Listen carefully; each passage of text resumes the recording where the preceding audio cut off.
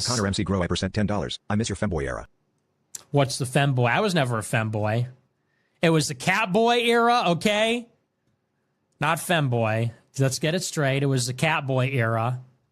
I miss it too. They bullied me out of it, you know? It was funny. And Vosh made up a bunch of nonsense about it. And then I had to capitulate for the sake of optics and say, no. We want to be trad and get married, and women are awesome. So, yeah, it was awesome, wasn't it?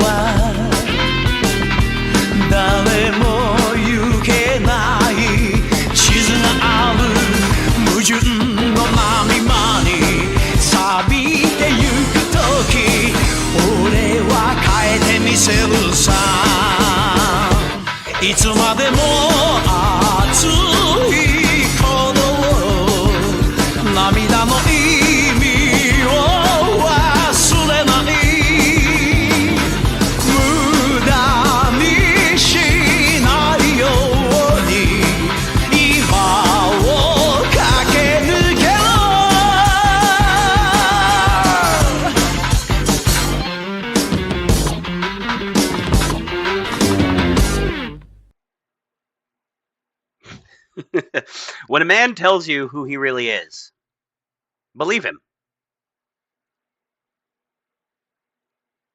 Shit. Wrong button. There we go. No, but seriously, No. when a man tells you who he really is, believe him. Yeah, I mean... That's literally what I said when I shared this clip. When a man tells you who he really is, believe him. Yeah, I don't know. Like, how gay does this man have to be before, like, the Groypers just completely realize that they're following their god king is a fag? But here's the thing: they don't care because they're probably all gay too.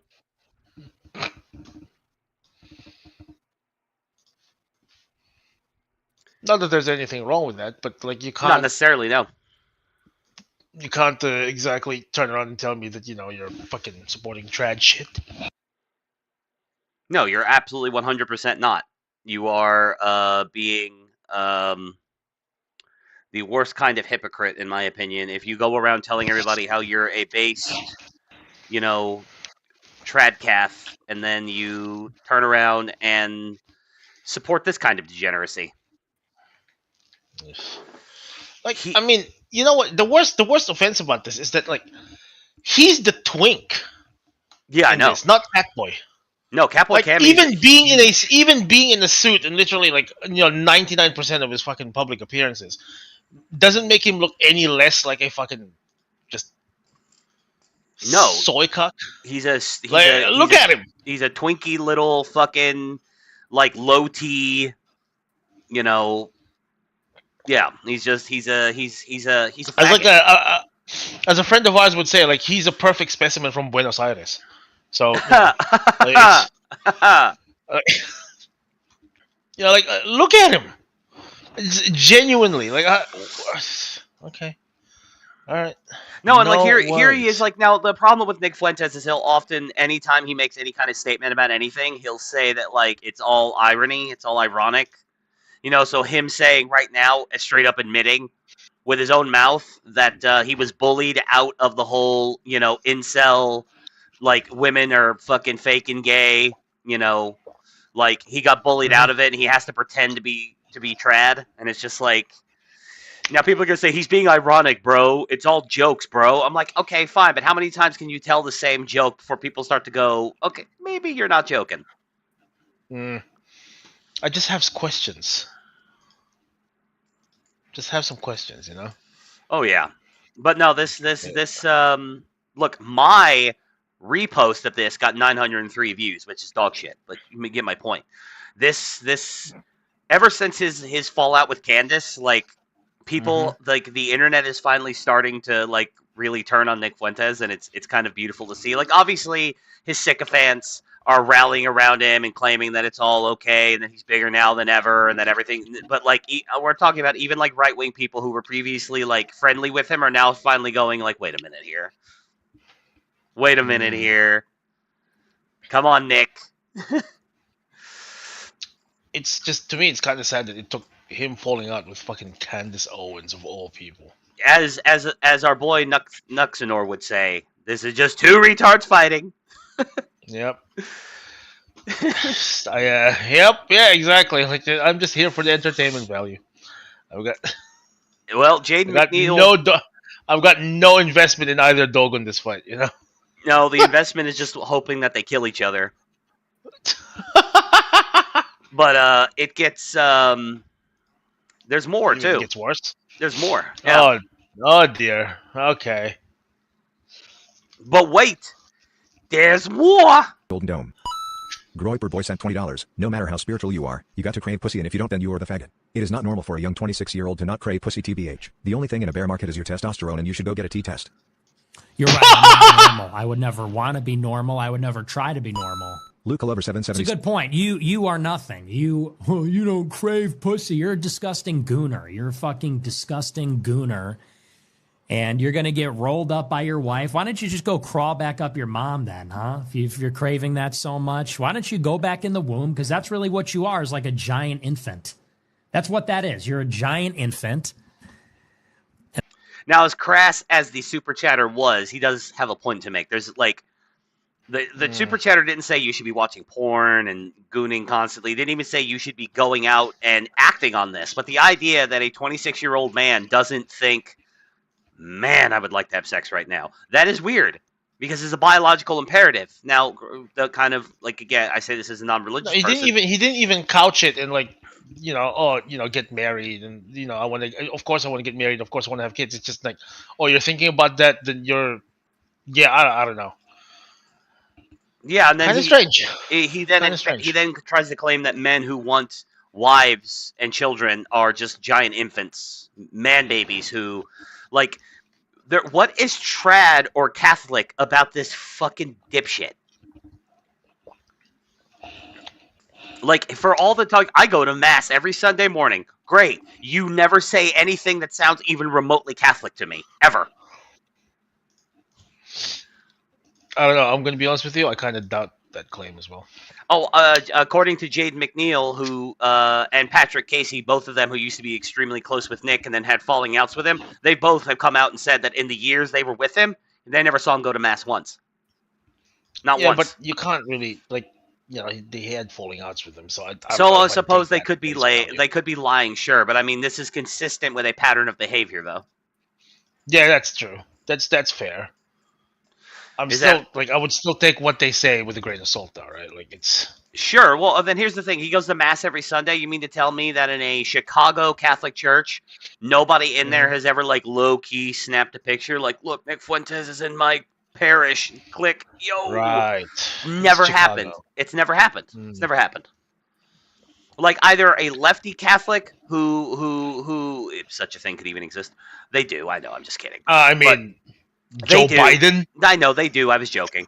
But like either taking a picture and sending it out and saying, "Oh my God, I can't believe this. Nick Fuentes is in my parish. Like the church has fallen," or a rightoid going like, "Hey, base, Nick Fuentes is in my parish." Never happened.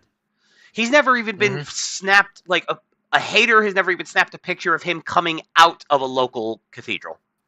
And trust me, Chicago, lots of Catholics. I've been there, visited that city many times. Yeah, well, I mean, didn't you grow up in Chicago? Not grow up. I mean, I was born there. I lived there till I was like 5, and then I moved to California. Oh, okay. Yeah, and like like Chicago is very famous for its Polish community. Like, there's a ton of at least like nominal Catholics over there. Oh yeah, and there's tons of cathedrals in Chicago. I've seen them. Like it's a very Catholic city, and Hmm.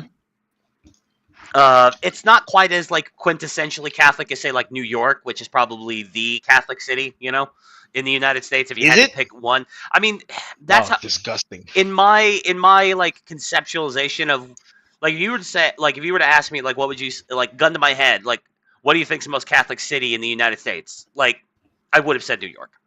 Would have been my first because Okay, well, like disgusting the because Catholic Church is huge ugh. in New York City because they're all Italians. Well, not all of them, but you know what I mean. There's a lot of Italians and a lot of Hispanics up there. So yeah, a lot of Catholics. Yeah, but it's New York though. Polish settled up there too. Irish, a lot of Irish settled in New York. So and in Ugh. that whole part of the country, Boston. Yes, but it's New York. You know what I'm saying, though, right? Like, No, I ugh. get you. I'm just saying. Now, I'm sure Mm. that like by demographics, there's probably be a city in Texas or a city in California or somewhere in the southwest to the west side of the country that is like per capita might be more Catholic than New York, but like Mm. Yeah, no, I get what you mean, but still, just the idea that New York is the that feeling disgusts me. New York used to be That a good knowledge disgusts me. New York used to Sorry. be a cool city. Yeah, it used to be. It used to be the main symbol of America, really. It's funny we had You like know, we had four like people. Frankie write a song about it and everything, right? Like, sad. We while the intro screen was up, we had like four Mhm. people waiting to watch the show, and it's been reduced down to two. As soon as the show started, we started talking shit about Nick Fuentes. They were just like, nope, dipping out. These two are Pain gay. pickle. And that's really what you're Pain about. You want, pickle. you're craving this and that. Your entire life is seen through the eyes of a woman. You are nothing. Well, like, okay, again, the point is Dude, that that is like some serious fucking cope, bro. yeah, That he's is not some saying that cope. you should act on the cravings. That's kind of one of the things of Christianity is you are a fallen being and you have to actively resist your sinfulness. But it is still weird for you to not like women, period, full stop. Yeah, yeah, yep. As a grown ass man. 26 years old and just never even had a girlfriend. If you told me that Nick Fuentes was a virgin, I would believe you. He isn't. Genuine question. I don't know. I don't know. Right? Like, I don't know. I think probably he is. mm, I mean, this could all be like I said. If he's ever had sex in his life, it's been with a man. Probably Catboy Cammy. and he got tunneled out too. Oh yeah, oh Guaranteed. yeah. You know he's the Yeah. bottom. Yeah. Nick is definitely the bottom. Yep. No, but like as I was saying, like it's not the fact that he's a virgin that's the concerning part. It's the fact that he doesn't even seem to like women at all. He doesn't. He hates women. And I don't say Right? that Like like the it's lefty, like misogyny. I mean, he's made it abundantly clear. He does not like women at all. Like, mm, we make our jokes about chicks, but could anybody really say that you and I hate women? No. Like, not really. Like, you'll have lefties no, who I will cry think misogyny about some of the jokes we tell. But mhm. no, we are not he-man woman haters. He definitely is. He despises women. Yes. Nick Fuentes is faking gay. And I say that not as a meme. I genuinely mean that. He's a fake individual and he's likely a homosexual. And he's gay.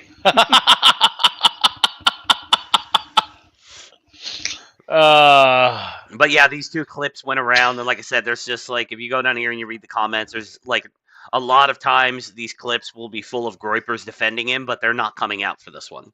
Like some of them are,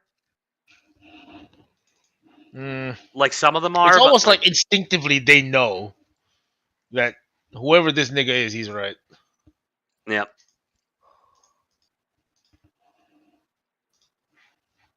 yeah, he's Like they're not coming out. What's the thing that Michael Knowles uses? He's a little bit light in the loafers. Yeah, a little bit light in the loafers. Yeah. I mean, that's what I think. Like, what was funny is that a few months ago, he tweeted out a picture of JD Vance walking upstairs onto Air Force Two with his wife, and like in the middle of the walk, as he's put his hand on the rail, his wrist went slightly limp, and he's making fun of JD Vance's body language, calling JD Vance like gay, and I'm just like, JD Vance has 3 children and a wife, you fucking faggot. Like, oh wow, you caught him somebody snapped a picture of him mid motion as he's grabbing a guardrail and his wrist wasn't perfectly rigid. Oh yeah. Yeah. This coming from a guy. This coming from a guy who went on a date with a man. Like a big strapping gay man. Guy who doesn't. This is coming from a guy who looks like he hasn't touched anything harder than a dick in his entire life. No, Nick Fuentes is just, God, he's the worst.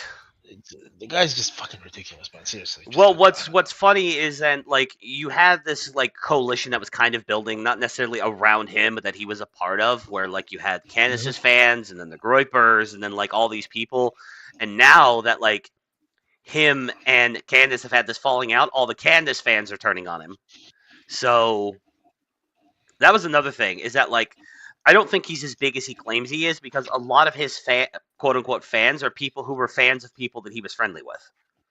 Like Candace Owens is bigger than him. Candace Owens fans like Nick because Candace liked Nick, but now that they don't like each other anymore, like all the Candace fans are going to turn on him. Not all of them. I'm sure some of them are Groypers that like both, but you know, kind of like don't like seeing no more brother wars. Or in this case, no more sister wars. No more sister wars in this case. Yeah. I was about to say.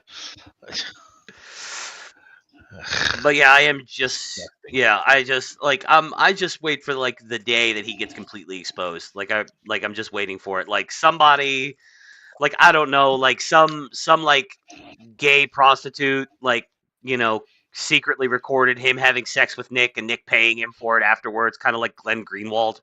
Well, it wasn't secretly. Glenn Greenwald knew he was being recorded. He just expected the recording to leak.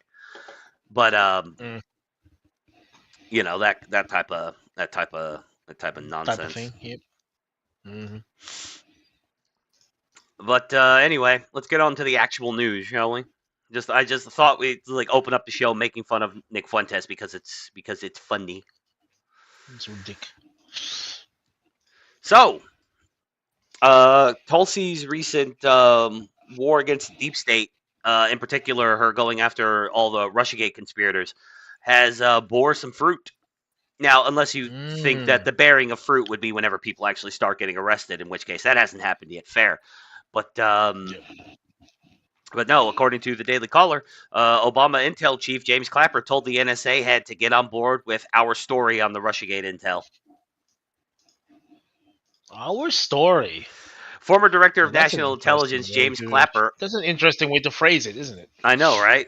Very interesting.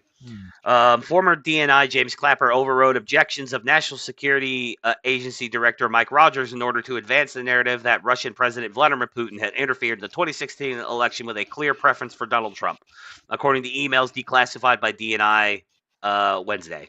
The emails involved Clapper and Rogers discussing the 2017 intelligence community assessment about Trump and Russia that touched off years of Russiagate media frenzy consuming much of Trump's first term. Rogers expressed concern about the sense of urgency, compressed timeline, and compartmentalized intelligence involved in producing the ICA. The former NSA head relayed that some NSA analysts expressed concern about not having access to the underlying intelligence nor the time to assess it. Clapper could not be reached for comment. Of course he couldn't, because do you think James Clapper wants to talk to the media about this? He's gotta that's got to be like lawyer advice, like do not talk to the press. Do not talk to anyone. Yeah. Go radio silent, kind of like Lauren Chen did after the whole Russia. Yeah, the whole thing for Tenet. Yeah, it's like I understand they were named in the indictment, but they were not indicted and all this stuff. But there's a reason why her and Liam have just completely vanished into thin air. And that's because I think their lawyer told them, shut the fuck up. Shut the fuck up. Yep. If you Like the try first to, thing, the first thing that you get told when you get arrested is what? At least in the U.S., you have the right to remain silent. anything you say can and will be used against you in a court of law. So yeah. Indeedly doodly. But yeah, it's the same thing. It's like, I really do think that, like, because, like, you'd think that, like, over a year later now that, like, the Chens would have come back, but they haven't. And that's because I think it's one of the things that make me think there might actually be something to this.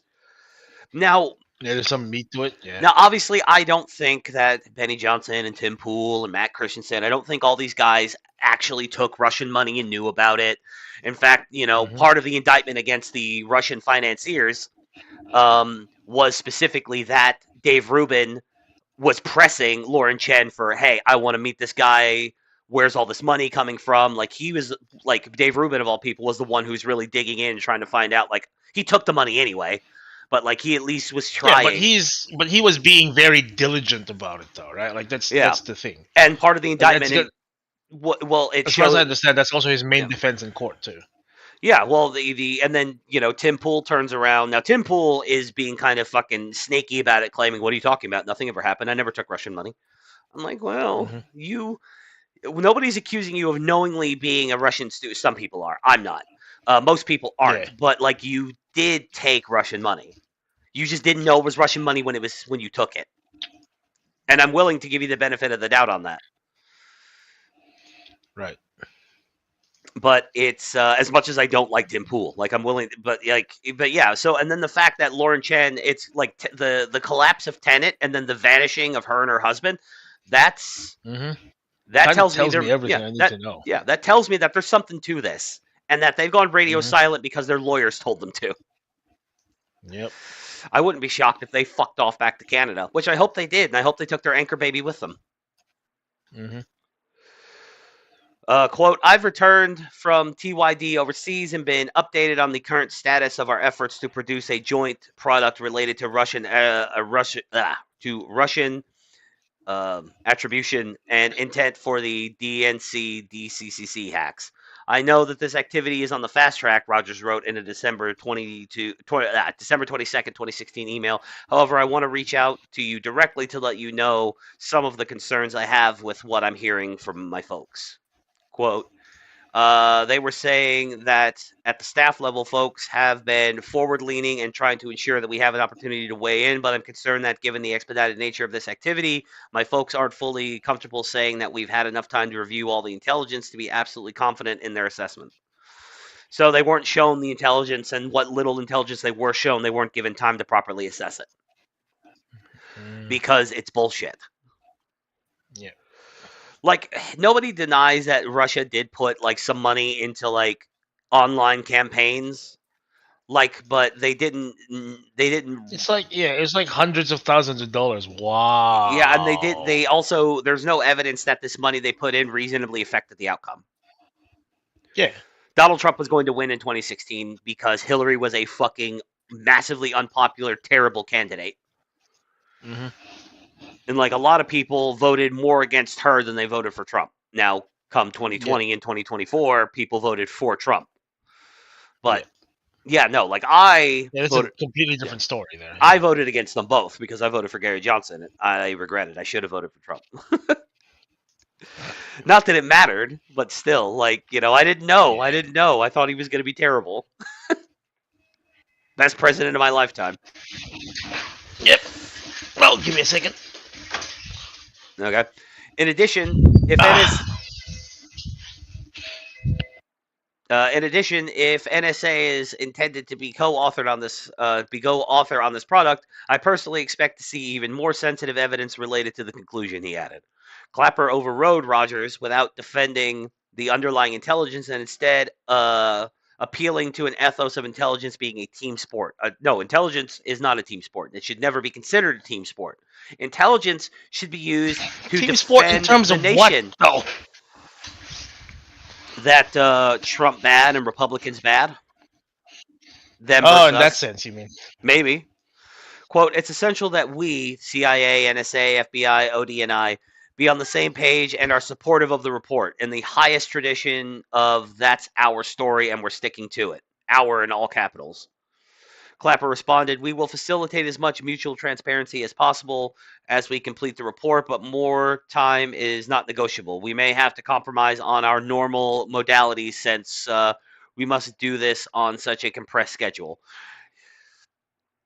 So I suppose they're trying to claim that because this was apparently happening while after Trump had won and while Obama was still in office for that whatever it ends up being like 3 months between the end of the election and the swearing in of the new president. So it's like they'll say it's like, oh well, we only had 3 months to get this done. I'm like, well then, this is a major intelligence report. Maybe you shouldn't do that. You know what I'm saying? Especially when it's bullshit. Yeah. But rushing through it just makes it worse. The fact it just makes it worse. Not only that, because it clearly wasn't the 3 months is why you're rushing through it. You're rushing, well, yeah, because you only had 3 months to get this out, but also because you knew it was a crock of shit.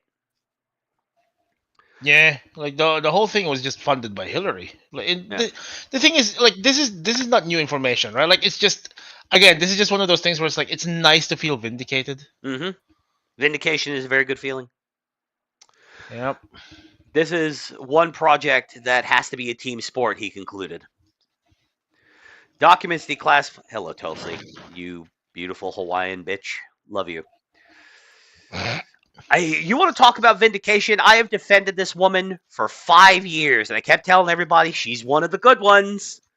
I told everybody she's going to join the Republican Party. I told everybody that then when she does, she's going to be legit. It's not going to be fake. It's not going to be purely about politics. She's actually going to convert. She's already very Republican leaning anyway, and look what happened. Motherfuckers, after the Iran thing, is all like, oh, Tulsi and Trump are fighting, she's going to leave the cabinet. I'm like, no, she's not. No, she came out pretty much immediately and said that look, whoever fucking said that is lying to you. Yeah, no, Tulsi a real one. She didn't join the Republican Party. It seems I had my doubts, as I said, but it seems her thing is actually solid. Yeah, she didn't join the Republican Party because to spite the Democrats who betrayed her. I think she joined the Republican Party because she genuinely there was a genuine change of heart there. Yeah, and also I think she probably always leaned more to the right than she ever led on. But being a Democrat or being a politician from Hawaii, you have to be a Democrat or you're not going to get anywhere. Choice. Yeah, you're not going to get anywhere. Yep. Oh, my silver fox. I'll stop thirst. Oh, shut up. I'll stop fucking thirst posting about fucking Tulsi Gabbard. God damn. Oh, come on. You totally would. You would too. I mean, yes, I would, but fuck. I'm not fucking sitting here fucking thirst trapping every time a picture of her comes on. Well, she's gorgeous. Hell. Eat shit. I mean, I don't disagree, but fucking hell, man. Documents declassified Calm your tits, boy. Documents declassified by DNI Director Tulsi Gabbard in recent weeks have revealed that President Barack Obama's intelligence chiefs spun, cherry-picked, and in some cases, wholly manufactured raw intelligence reports to support the narrative. Predetermined... Oh, what a surprise. Democrats making up shit. I know, wow. Right? That's another reason why... The shock of the fucking century. Another reason why I think maybe her change was genuine was because maybe at one point she really did consider herself a true blue Democrat, but then she gets elected in Hawaii. She found out about all this shit. She goes to Washington. She goes to serve in the House of Representatives, and she's just like, holy shit, what is this? What is this party that I joined? And she said, you know what? No.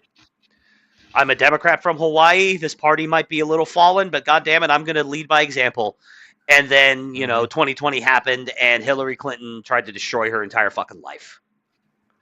Yep. I saw a thing on X the other day. I can't remember who posted it, but I saw a thing on X the other day. Somebody whining about how, they don't think any of this is ultimately going to be good because it comes from a place of vengeance, that Tulsi Gabbard's only doing this because she feels slighted by the Democrats and wants to get back at them. Okay, let's... shut the fuck up. Let's grant that maybe there's an element of you guys tried to destroy my life, so I'm going to destroy your entire political party. What if maybe that's true? I will concede there's a... So what? Yeah, who cares? Literally, so what? I don't care. If she's exposing... if she's exposing genuine treasonous Corruption. criminal activity and corruption, who cares what her motives are? Her motives are immaterial to me. Now, within reason, sometimes your motives can mess with a thing. Corrupt your... Yeah. But I don't think in this case her motives really matter all that much. And I also don't buy, even if I can see that maybe there's an element of cowabunga it is then, Vengeance. Democrats, I'm going to destroy you for what you did to me. Maybe there's an element of that, but I think it's two things can be true at the same time. She could be enjoying... No, but even then. Yeah. Literally, so what? Yeah, no, of course. In this case, her motives are completely immaterial, especially if she can truly... Well, not if, because she has, in my opinion. If she can truly substantiate this level of corruption, which I think she has. The leading figures in the Russia hoax have spent years deceiving the American public by pressing their manufactured and politicized assessment as credible intelligence. The email released today reinforces that what we already exposed. The decision to compromise standards and violate protocols in the creation of the 2017 Manufactured Intelligence Assessment was deliberate and came from the very top, said D&I Gabbard in a statement. Clapper's own words confirm that complying with the order to manufacture intelligence was a team sport. And we just read that bit. Though technically endorsed by the big three, the CIA, FBI, and NSA, just 5 CIA analysts under Director John Brennan wrote the ICA, according to a House Permanent Select Committee on Intelligence report declassified on January 23rd. NSA assessed Putin's aspiration to help Trump with only moderate confidence, while the FBI and the CIA made that assessment with high confidence. The analysts were plucked from a fusion cell Brennan had formed months earlier to examine Russian election interference, according to a CIA self-assessment declassified on July 2nd. You remember Fusion? Fusion. Fusion GPS, remember? No. Fusion GPS was the company that came up with that shit. That Hillary Clinton contracted. Yeah, remember? Oh, okay. Yeah, okay. I know what you're talking about now. No, it was like Fusion. Are you talking? It was like for a second there, I thought you were talking about like the satellite TV channel.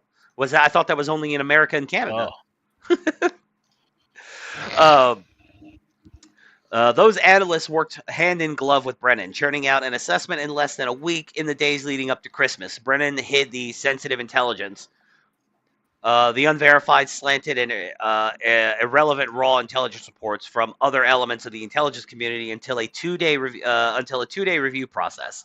The review happened using a hard copy that was shuttled between Langley, Washington, D.C., and Fort Meade for the report indicates.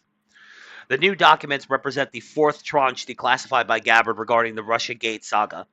Advisors to Gabbard, detailed from various spy agencies, are working to declassify documents in the public interest and clean house across the intelligence community. Now, I really do all hope this isn't all political theater. I really would like to see, look, Barack Obama's not going to get arrested for this. He's not. Okay, there's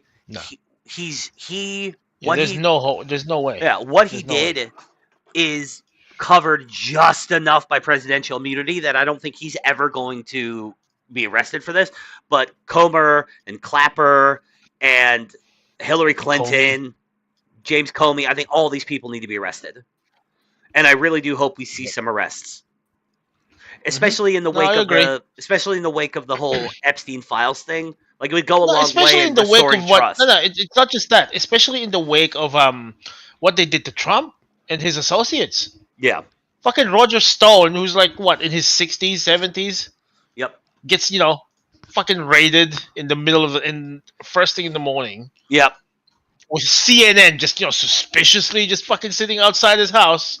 Yep. Like, he literally fucking answered. He literally answered the door in his bathrobe and basically said, "If you guys had just called me, I'd have turned myself in. Like, I'd have." Yeah. Like, you could have just called. I'd have showed up. Like, yep. I mean, I'd have been there with my lawyer. Everything would have been fine. But yes, but that they needed the spectacle. But I agree with that. But also the fact, again, the debacle with the whole Epstein Files, like, it would go a long way to restoring some trust if we can get some arrests out of this. Mm-hmm. No. Yeah, 100%. Speaking of arrests, let's up this playback speed a little bit. But yes, Trump took over D.C., and it's already begun. Yes. Yes. All right, y'all, they gonna close the avenue. Everybody to the park. Everybody to the park. Call your chief. I'm not going nowhere. It's my birthday and all that. Call your chief. Good evening. Not just Apparently, it's his birthday, and when it's your birthday, not birthday, his birthday. When it's your birthday, that means you can't be arrested. Apparently. Yeah, maybe that works in nigga world. Doesn't work in the real world, bro. Don't be smoking outside. Don't be drinking outside. Because Donald Trump is tired of it. You're trying to arrest innocent people. What's your purpose? What's your goal? Right now, the first day of National Guard troops on the ground in D.C., also part of President Trump's effort to crack down on crime. Military vehicles spotted along the National Mall tonight. Swarm of law enforcement, including amid President Trump's takeover of the district. Both Homeland Security and Border Patrol were spotted on this scene. You see several people being arrested on the curb there. Just DC Police. We also have Border Patrol, U.S. Customs. Yeah, man, our boy is not playing around. No, good, and it's good. Like when he says he's gonna do a thing, he normally does it. Yep.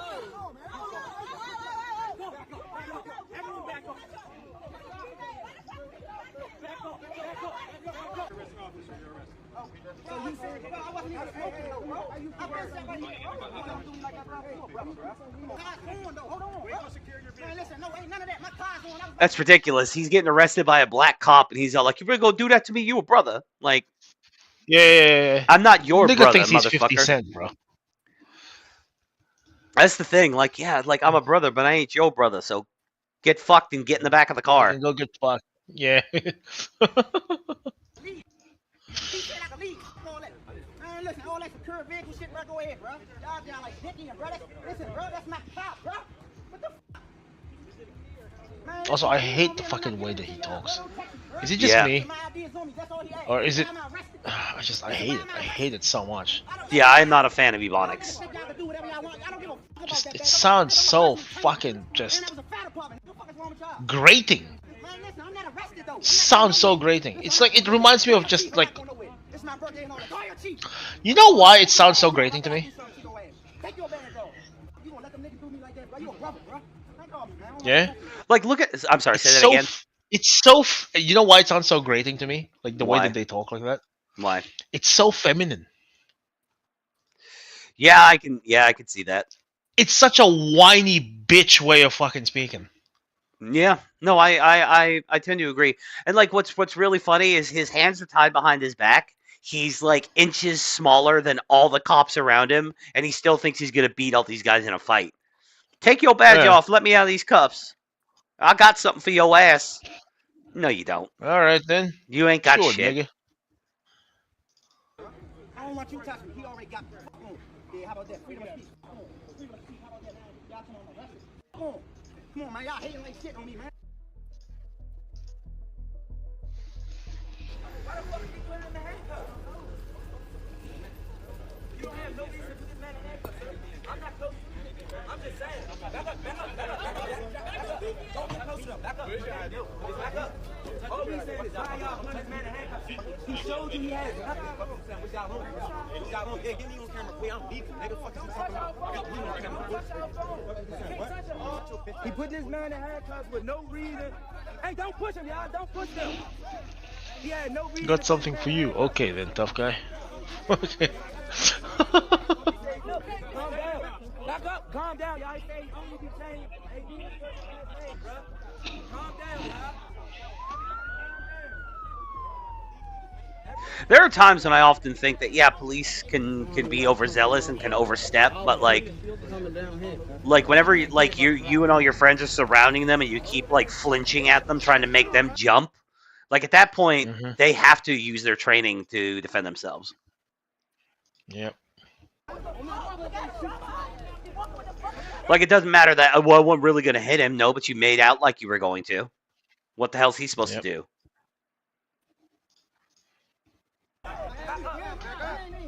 It's not your party. This ain't going on, bro. Man, let's be lit here. Heard what I said? Man, we lit here. You was sucking fucking big. No. If they go back up, they go to jail. That's it. If they go back up, they go to jail. That's your bad.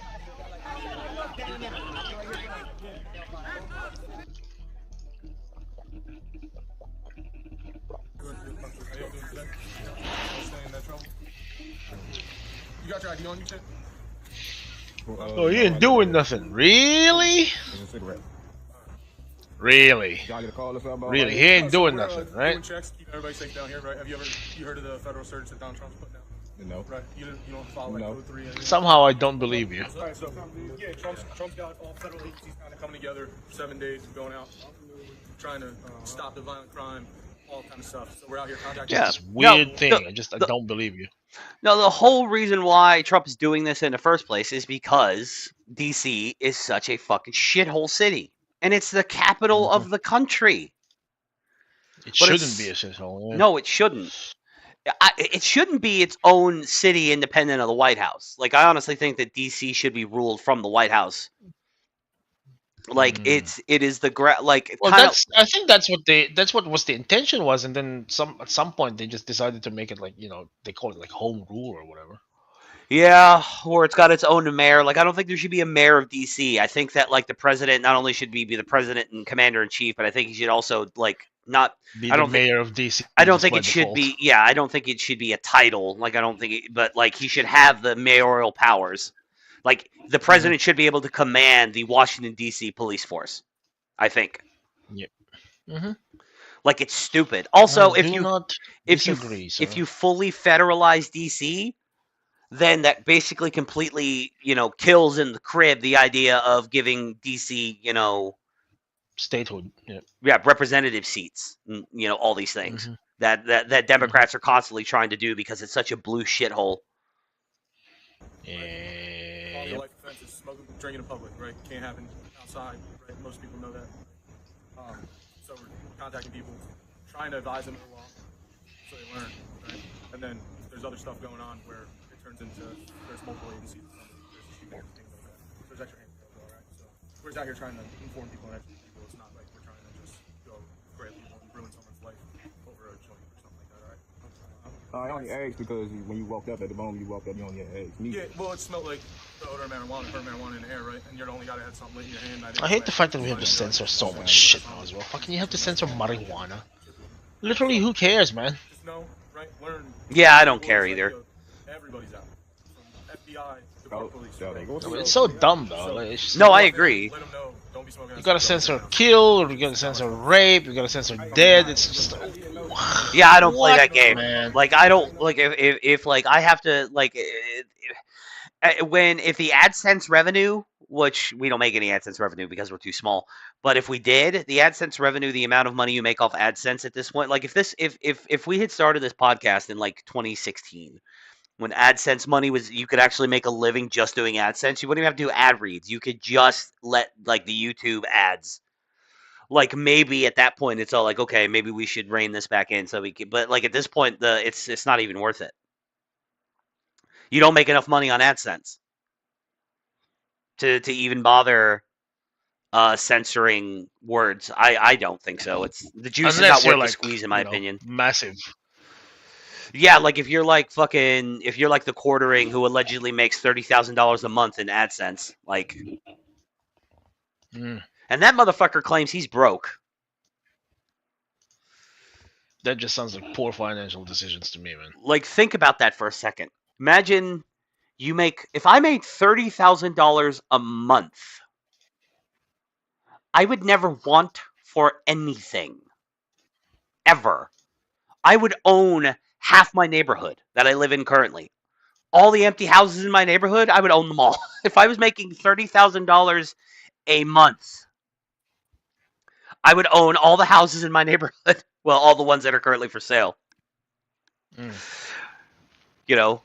Basically, it just sounds like bad financial decisions. Get my mama out of the ghetto. I mean, it's not the ghetto. It's a shitty fucking back road in the middle of bumfuck nowhere. But like, $30,000 a month and you can't make ends meet. Like, what the fuck's wrong with you? Literally, what are you doing? Yeah. But yeah, no. This cop, this corn-fed white boy, he's being very polite, which is good, and which is fine for him, because the dudes who he's talking to aren't being dicks about it. They're just they're also being quite polite too. They're just listening and being like, "Oh, okay." Yep. That's good. Shit should be like this all the time. You can legally possess up to 2 ounces. You can gift an ounce to your boy, right? So if you had 2 ounces and he said he needed a zip, you can give him a zip, but you can't smoke outside. Oh! Yeah, niggas out here don't need to fucking prove, get a chimp out in order to prove that they're worth something.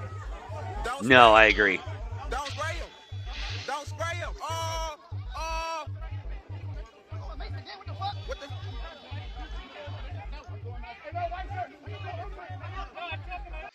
But yeah, we are in the midst of cleaning up DC, which is good. DC needs to be cleaned up. It is a shithole of a city. Shithole city. Shithole extraordinaire. Yep. So we're not going to watch the rest of this video, but yeah, no, Trump doing good things out here in the streets, cleaning up the streets, getting rid of stuff. And again, if you people, all of you, this includes the poor whites who act like assholes. If you fucking people, poor people, if you would not act like dicks when the cops come around, you would mostly be fine.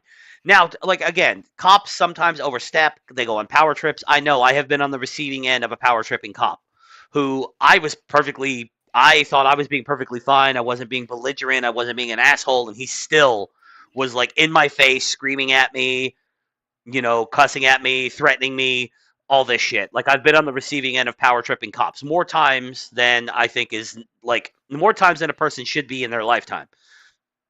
But I'm also fully aware that sometimes people ask for it. Mm-hmm. So don't be a dick. It's a pretty straightforward way to be. Rule. Yeah. Just don't be a dick. Just in general, right? Like, don't be a dick and you'll be fine, mostly. Speaking of dicks, there's a Shut up! Fuck, that is one of the worst fucking segues you've ever done on this fucking channel. I have done some bad segues, and that's probably in the top 10 of bad segues. Yeah, that was bad. Fucking hell. But anyway, no, there's a new GOP bill. You should be ashamed of yourself, sir. Oh, I am. I feel great shame for myself every day. But no, there's a new bill that's being introduced in both. It's being co-authored by a House rep and a senator that's seeking to destroy the online porn industry. Which I don't give a shit about the porn, right? Yeah, it's like I'm okay with the idea. Like, I don't love it, but like I'm okay with the idea of like ID requirements to access porn websites. That's not what this is, because that legislation is already being passed on the state level in multiple states, which is how these things should be handled. But this guy, 100%. They want a federal, like, basically to destroy an entire industry using federal power. And we all know why that is, though. Like, it's because we all know why that is. Why? Like, this shit is going to be used for something else further down the line. Yeah, that's the problem. Yeah. Congressional Republicans will introduce legislation Thursday. Now, by the way, this is from back in May, but I didn't hear about it until, while I was getting ready for the show this week. So, Congressional Republicans will introduce legislation Thursday. So I'm not even sure, and I'm not if this stuff passed or not. I probably should have looked into that before I read about it, before I put it on the show. But anyway, they will introduce legislation Thursday. So I don't think it passed, but still, that would severely crack down on internet pornography and potentially deal a major blow to online porn industry. Republican Utah Senator Mike Lee and Republican Illinois. What? Of course, it's fucking Mike Lee. It's always the Mormons. And Republican Illinois Rep. Look, I generally like Mike Lee, but Yeah,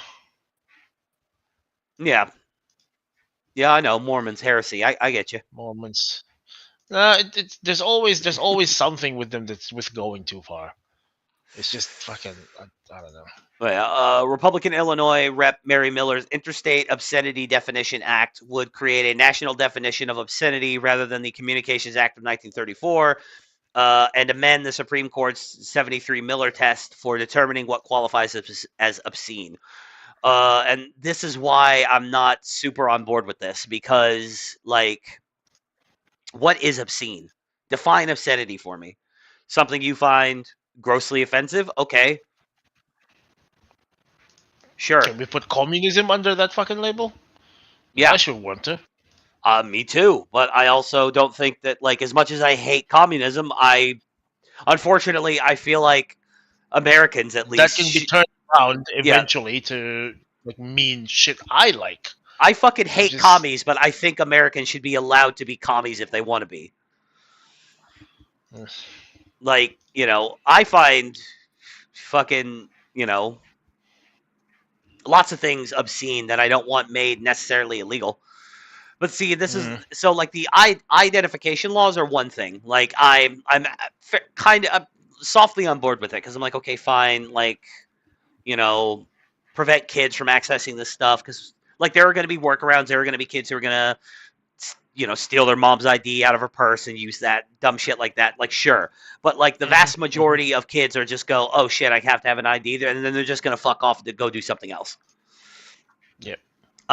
So it's still, but like this is redefining. I generally agree with the take that yeah, you're right. This should be handled at the state level.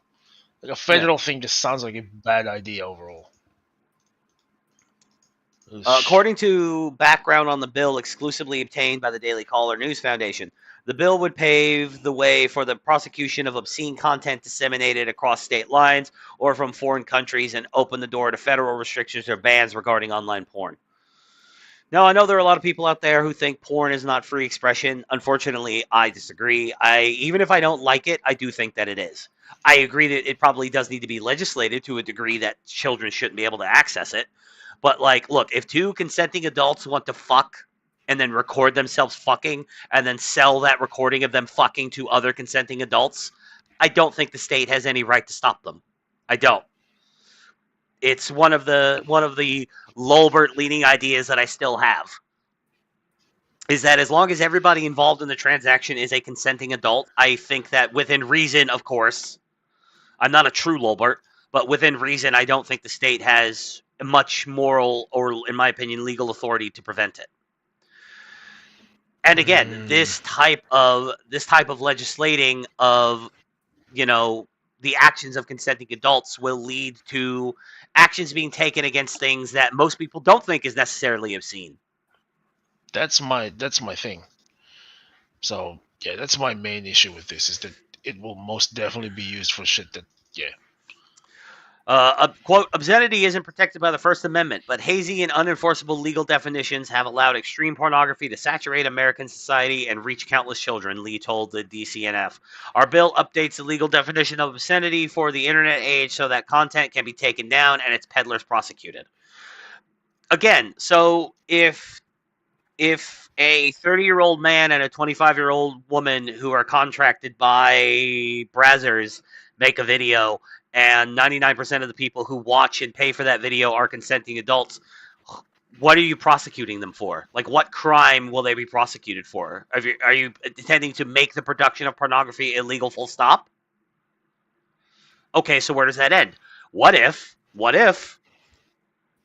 a married couple decides to record themselves having sex, because, I don't know, it's a fetish thing. They just enjoy it.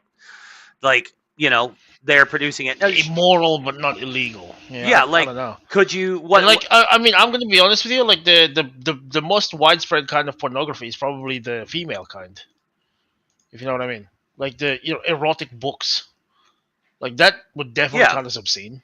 Yeah, like, fucking 90% of that shit is freaking monster fetish content. Like, yeah, erotica. Is erotica going to be considered obscene? It's literally just like, this is just shit that is written down on a page, and women buy it on fucking Audible and then listen to it while they flick their beans, like, or while they're like, whatever. Like, is that obscene? Are you going to start arresting authors for writing books you don't like?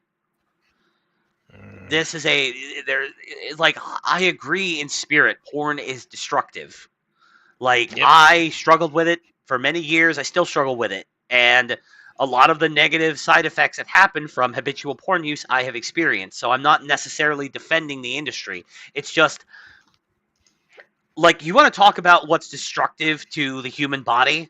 And I mean, this is a lot of people are probably going to cringe and groan when I say this, but is this energy going to be applied to alcohol?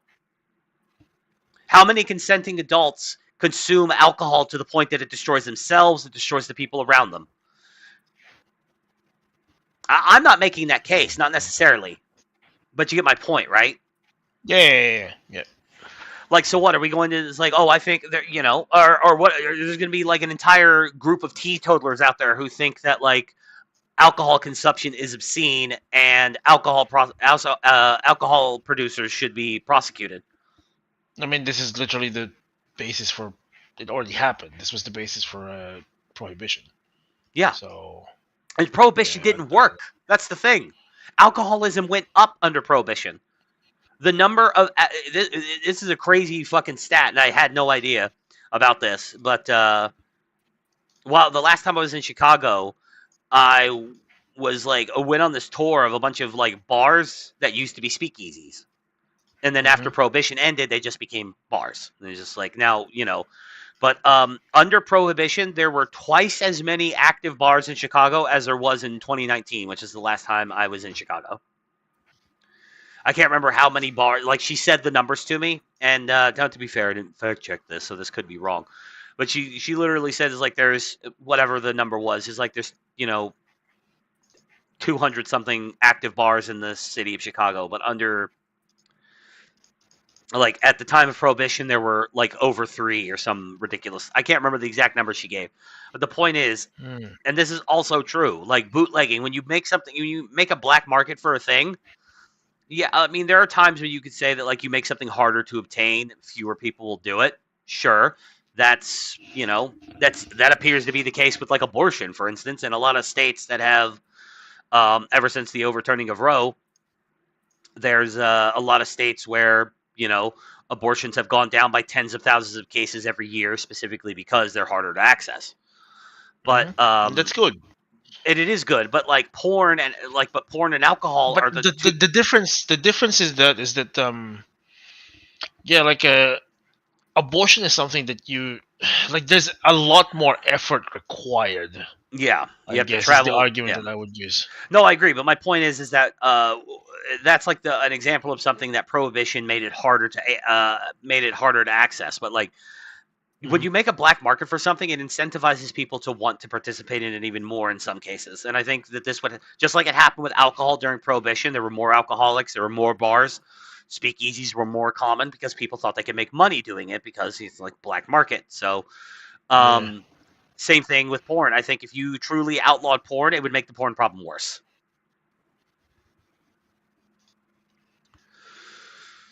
Lee and Miller have been leading advocates in Congress to make an internet pornography at the federal, or to take on internet pornography at the federal level and protect children from exposure to online porn. The lawmakers' bill would make obscenity easier to prosecute by altering the 3-pronged approach known as the Miller test from the 1973 Supreme Court ruling in Miller v. California. According to the background on the bill, the Miller test determined content to be obscene if it appeals to pertinent interests, describe sexual conduct in a patently obscene way, and lacks serious literary, artistic, political, or scientific value. Lee and Miller, I do agree that's kind of unenforceable, which is one of the reasons why porn has become more extreme over the years, is because you can't really enforce that.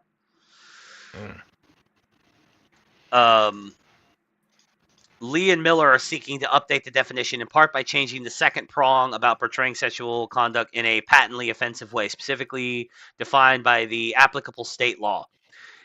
Instead, their bill would determine content to be obscene if it depicts or describes actual or simulated sex acts with the objective intent to arouse, titillate, or gratify sexual desires of a person. Okay, so simulated sex acts, that becomes a problem. So AI porn is out the window. Manga, doujins, anything animated, that's out the window too. So even whenever the only person doing the thing is the guy creating it and the consumer, nobody's being paid to have sex. There's no recordings of actual human beings doing it. And then again, it's like you said, erotica. This fall, suddenly erotica becomes illegal because of this. Yeah, my as I said, my concern is not the porn thing. It's just that well, I mean, if we're gonna accept the argument of obscenity, then half of the fucking Sistine Chapel is obscene. So that's the issue. There's the issue, because you will have cringe lords that will argue that. It's not an if, it's a when. So like it's just a retarded fucking use of state power. It really is.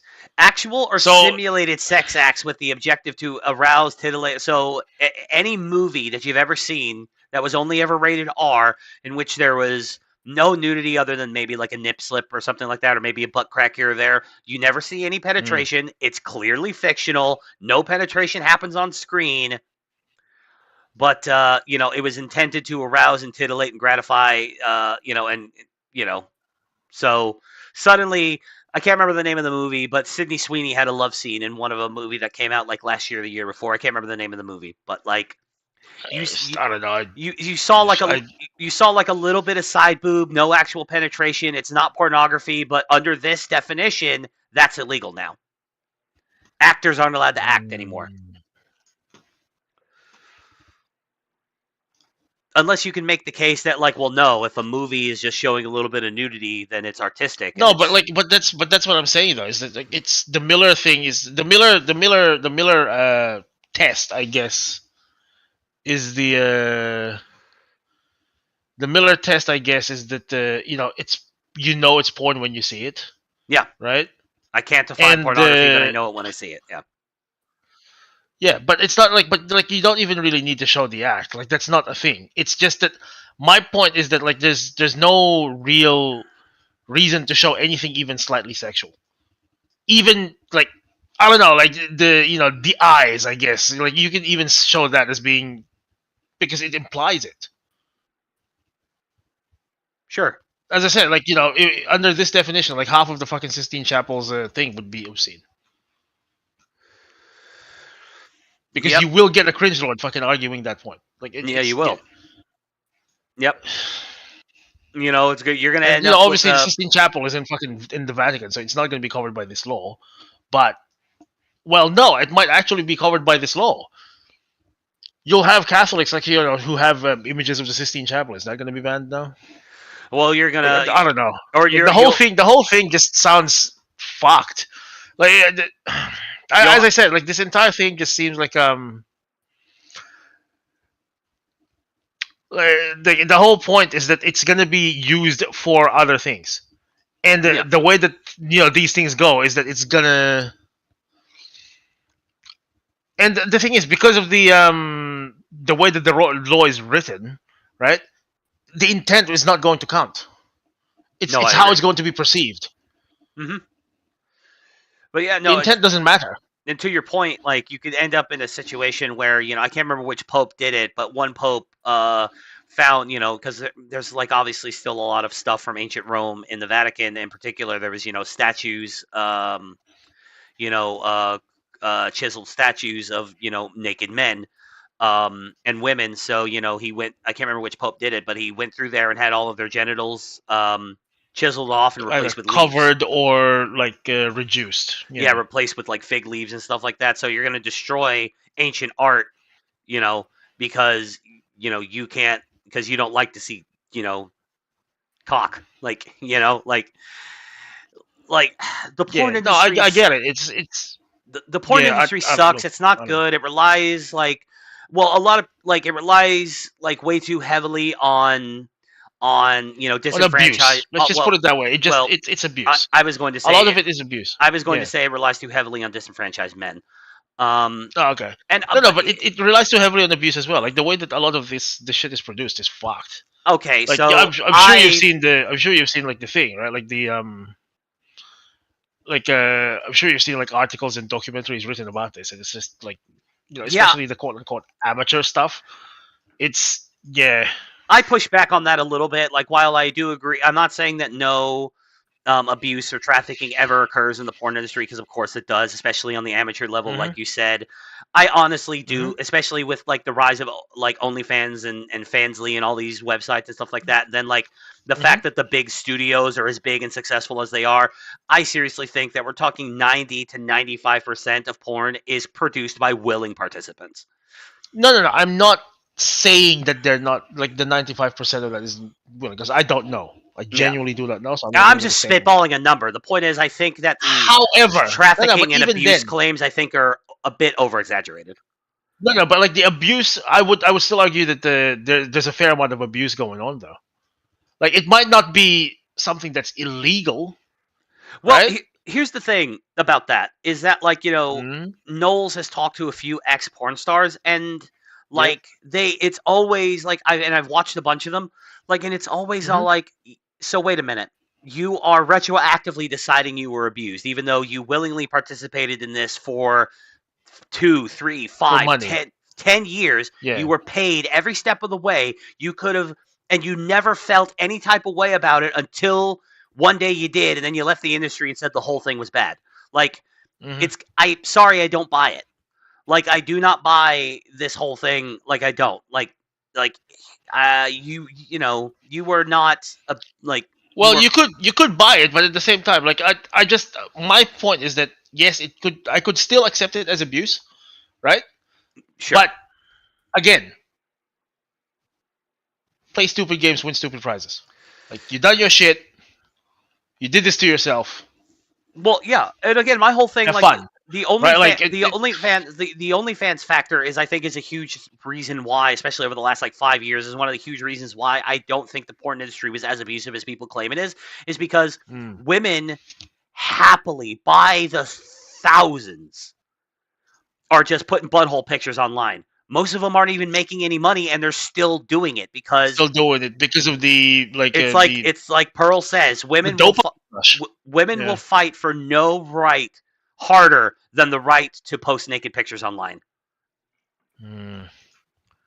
Well, what do you think of the argument that the porn industry made that acceptable, quote unquote? I don't buy it, to be honest with you. I mean, I don't necessarily buy it. I think that, I think the two things can kind of coincide. Like, I think that a lot of women would have done this whether there was a huge porn industry or not. Like, even in a kind of, but the porn industry sure normalized this type of stuff, so fine. Like, I suppose there's an element of that, but so many normal women just starting OnlyFans accounts. I don't think the porn industry normalized. It's the two things. I don't they're linked, but I don't think one necessarily forced the other. I think there's too many normie women who get into OnlyFans because they think they can make money. And it's, I don't know. I'm not so what, again. You think it's a chicken or the egg question then? Pretty much. Although, the chicken and the egg is just, I'm not going to get into it. The egg literally came first. It had to have. No. But you know the saying. Yeah, no, I know. I know the point of the saying. But so it's okay. So it's acceptable because of the normalization. But what normalized it? How did it get normalized in the first place? Because people were already doing it. It's I don't know. I'll have to read up more on it. Here's one of the prostitution, because women have been prostituting themselves since the beginning of time. It's the oldest profession. There was no porn industry, and women were still selling their ass. You know what I mean?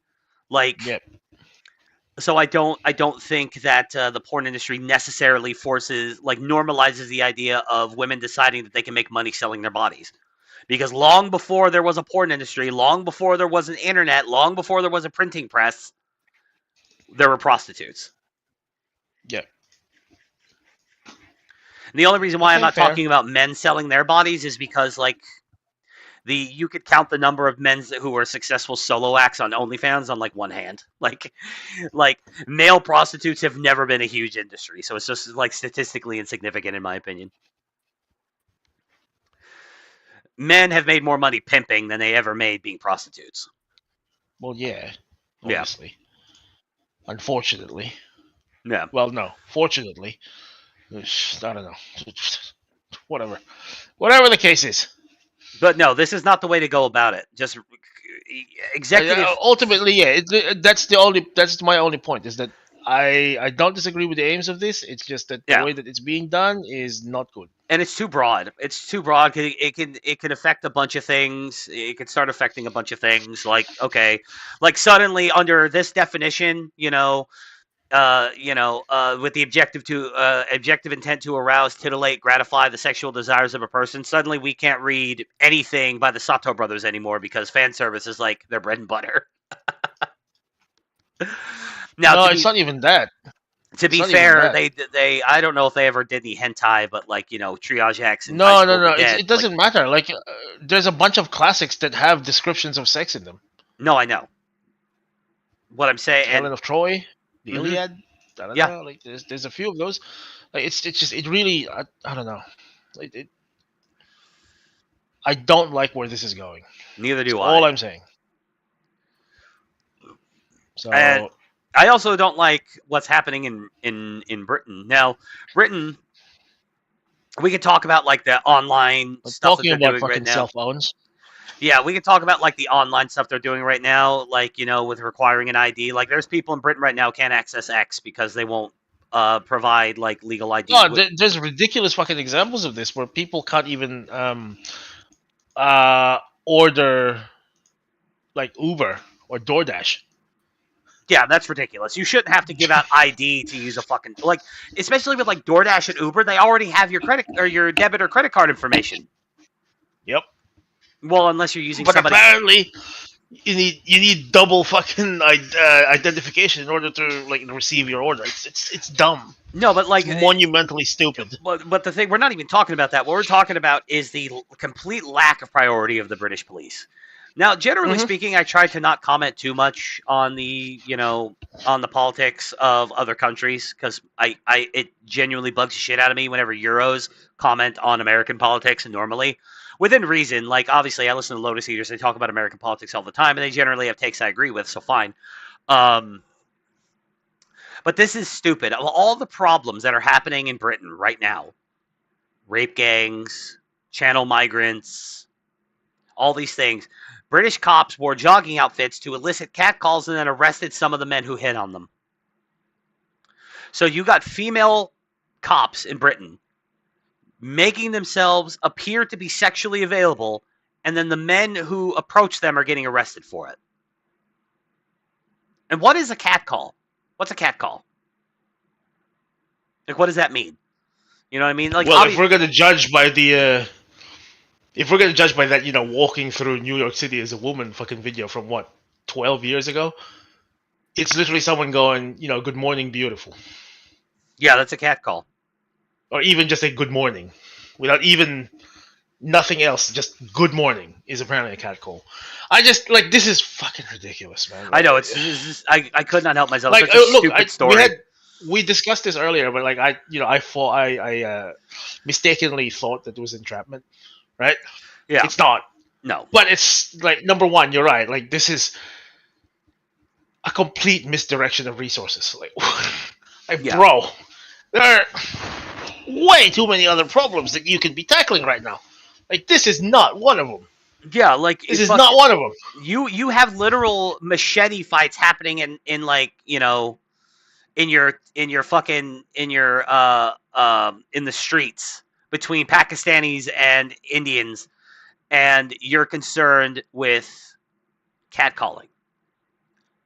You have migrants flooding into your country, and they're harassing your women, they're raping your children, and this is what you're spending resources on. It's ridiculous. From catcalls to the doghouse, female cops in England went undercover as joggers, wearing tight-fitting clothes in a bid to elicit catcalls, and then arrested some of the men who hit on them, according to a report. The Surrey Police Department created a trial task force, which lasted about a month and led to 18 arrests for offenses like sexual assault, harassment, and theft. The Telegraph reported. Wait, some of the men. Yeah, they didn't. They clearly didn't arrest everybody. So, sexual assault, harassment, and theft, what got stolen? Did you get your purse snatched?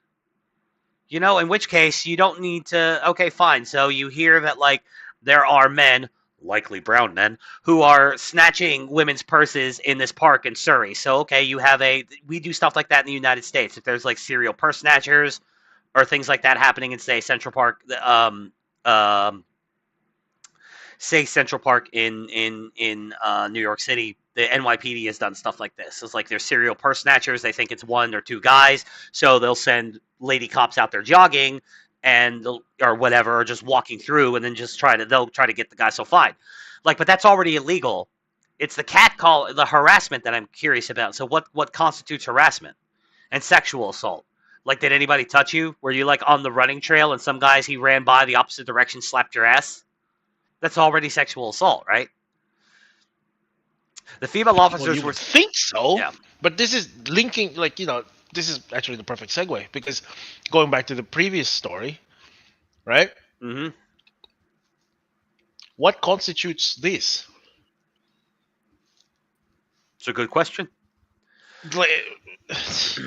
The female officers were sent during rush hour to hot spots where open sexual harassment of women is commonplace and pretended to be joggers, the report said. Quote, I would like to know, because, some of the men, right, yeah, were arrested. I would like to know who they arrested and who they let go. I imagine men of a particular... I would love to know. I would love to know that particular statistic. I imagine men of a particular complexion probably got let off the hook. One of our officers was honked at within 10 minutes. Then another vehicle slowed down, beeping and making gestures just 30 seconds later. That's how frequent it is, Inspector John Vale of SPD told the outlet. So, honking your horn at a hot chick walking down the street now counts as sexual harassment in Britain. I like the United Kingdom. I do. They've really got to get their shit together. What if the guy wasn't even honking at them? Like, okay, the other guy who slowed his car down was making obscene gestures. Let's just go ahead and concede that, for the sake of argument, let's say that did happen. Exactly the way they said it. Some dude was being obviously, like, whatever. What about the guy who came before then who just honked as he drove by? Was he honking at them? Could he have been honking at something else? Like, what was the scenario? One of the officers in the group said the harassment she faced during the trial period reflects her everyday experience in Surrey. We get catcalled, we get honked at, people slow down just to stare, or lean out the window to shout something. It's so common, but it's harassment and it needs to be recognized as such, Officer Abby Hayward told The Telegraph. Like, this drives me insane. First of all, who's doing it? I'd like to know the demographics of the people who are primarily doing this to you, because I guarantee the cucked English man is probably not the guy catcalling you. I have a feeling that in the middle of the catcall, you were called Habibi once or twice. Yeah. Like, I don't imagine that, like, the modern white Englishman is out here catcalling women, like, super commonly. Like, I don't know, because, I go out, I, like, see, like, we have hot chicks who jog in, like, boy shorts all over town, and they don't get catcalled. Now, granted, this is a small town, whatever. It's either Habib or Dolan. Yeah, like, it's... it's Dolna, I think it's how it's pronounced. Yeah. Yeah. And also, who gives a shit? Like, how, once again, I say the cucked British man would never do something like this. And, like, the cucked British woman is so fucking fragile that she can't have a man, like, say something kind of crass to her and then just go about her business. Like, That's assuming that what was said was crass. Yeah. Just completely ruins her fucking day. Mm-hmm. Like, think about that. Just completely ruined her day. Like, she was jogging and some dude was just whistled at her just, as she ran by, and she ruined her whole day. She was basically apoplectic the rest of the day. It took her everything she had not to break down in tears. So pathetic.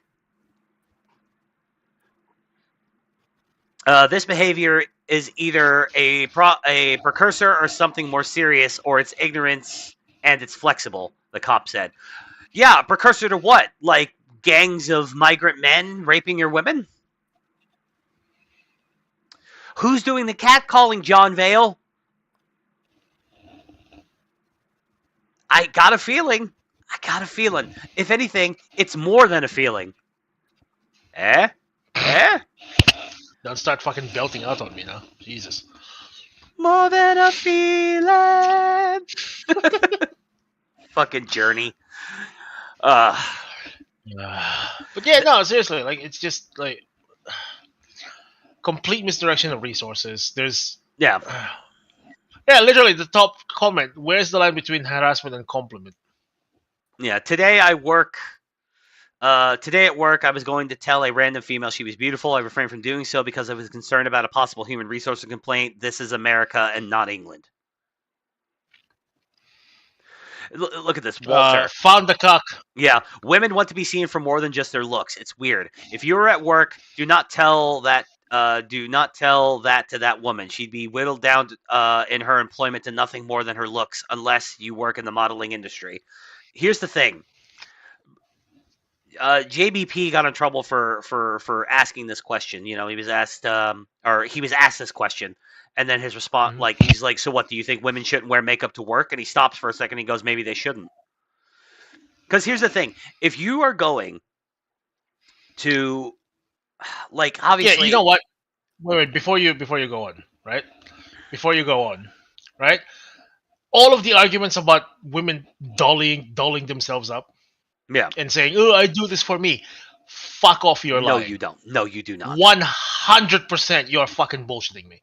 Yes, you are lying. You are either you're not doing it for yourself. You're either doing it because you want to be seen by your girlfriends, or you want to be seen by men. There is no two ways about it. Or there's a particular man in the office that you want to appeal to. Yes, but no, 100%. You are fucking lying. I know somebody who the only she dresses in completely normal clothes. She doesn't overly sexualize herself. The only makeup she wears is foundation to cover up a little bit of acne scarring on her face. That's it. That's if you're going that's acceptable. But if you're going to doll yourself up super hard and then get ass mad every time somebody compliments you, why are you dolling yourself up so hard then? You know, there are jogging pants that don't look like this. I mean, look, you can see the outline of her fucking vulva. Are you kidding me? You sexualize yourself and then you get mad whenever men find you attractive. It's annoying to me. I can't stand it. And then men don't approach women anymore. Zoomers are one of are an incredibly sexless generation because the men, Zoomer adult males. Normal men don't. Retarded third world fucking savage men do. Oh yeah, for sure. But my point is my point is that Zoomers are such a sexless generation because they don't know how to approach anymore because they've been told their entire lives that any kind of approach could potentially be illegal and misogynist and every fucking name under the book. And it's not that didn't even just happen to Zoomers. That happened to millennials too. That happened to us, but it didn't stop us. Yeah, that happened to us, but it didn't. Yeah, but it wasn't we weren't that we didn't receive our consequences were not that bad at that point. No, it wasn't. No, but no, Zoomers have it way harder than we did, and it's showing. And the issue, right? The issue is that because of the fact that our consequences were not that bad, we learned to navigate our way around it. Mm-hmm. Right? Zoomers never stood a fucking chance. As sad as that is to say. I feel bad. As sad as that them. is to say. They really did not stand a fucking chance, man. No, they didn't. Anyway, I'm eating quattro carne pizza, so that's making my mood a little better. I don't even know what's quattro carne. Well, carne is 4 meats. Oh, okay. Oh, duh. Yeah. Jesus Christ. My 4 meat. Gotcha. Why quattro carne? Why say it in Spanish? No, that's how they market it. It's quattro carne. And then no, it's Italian. It's pizza place. And they also have this other pizza that they have that it's called quattro formaggi. Oh, okay. It's 4 cheese and it's this is beautiful. Indeed. Well, anyway, I mistook quattro, not quattro, because I'm retarded. It's quattro. Quattro carne.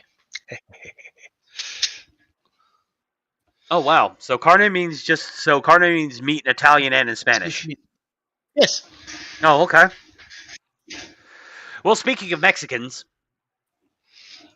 Yes, truly. Anna Paulina Luna was recently on Rogan's podcast. Okay. Come on, say it with me. Would. Yep. Would. Anna Paulina Luna is probably the hottest girl in Congress right now. Yeah, hottest member of Congress at the moment. Yeah, for sure. Yeah, probably actually. Like, yeah, like if you were to line up, like if I were like gun to my head, if I had to pick between like Luna and like Bobert, I would pick Luna every time. But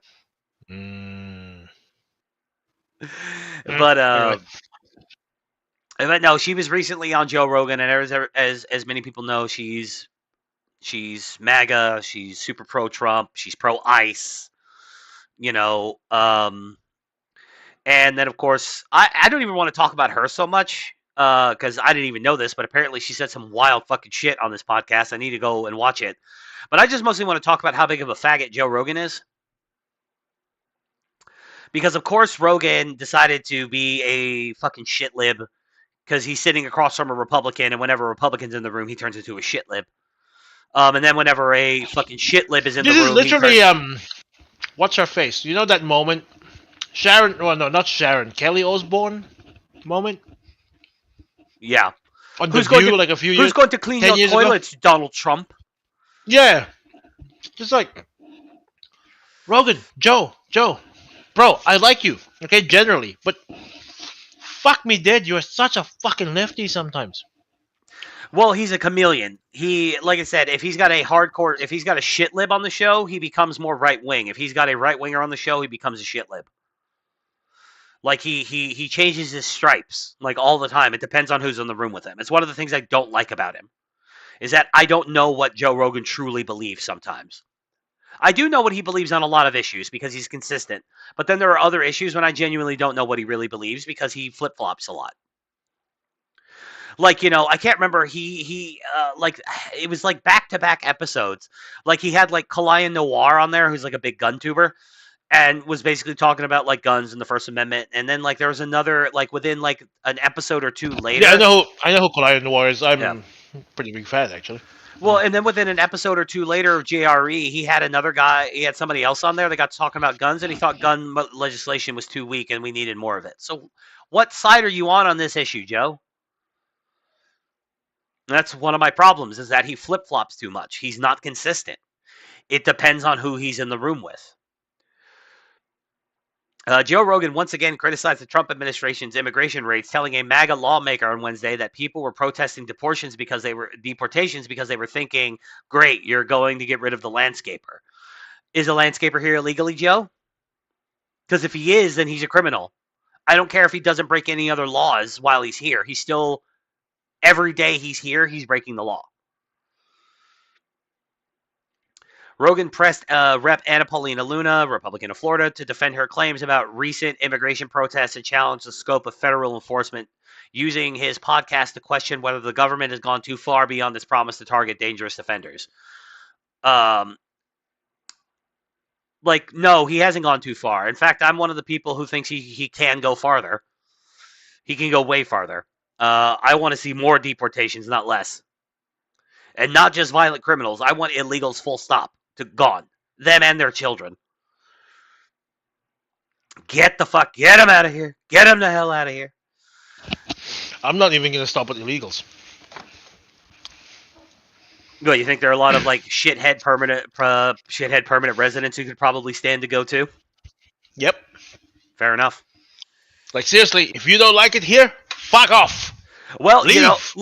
Trump gets a lot of shit for that fucking Arab. I think he was Arab. That Arab kid who, the Egyptian, who got. No, I'm not talking about the firebomber. I'm talking about the. The fucking. I think he is Egyptian too.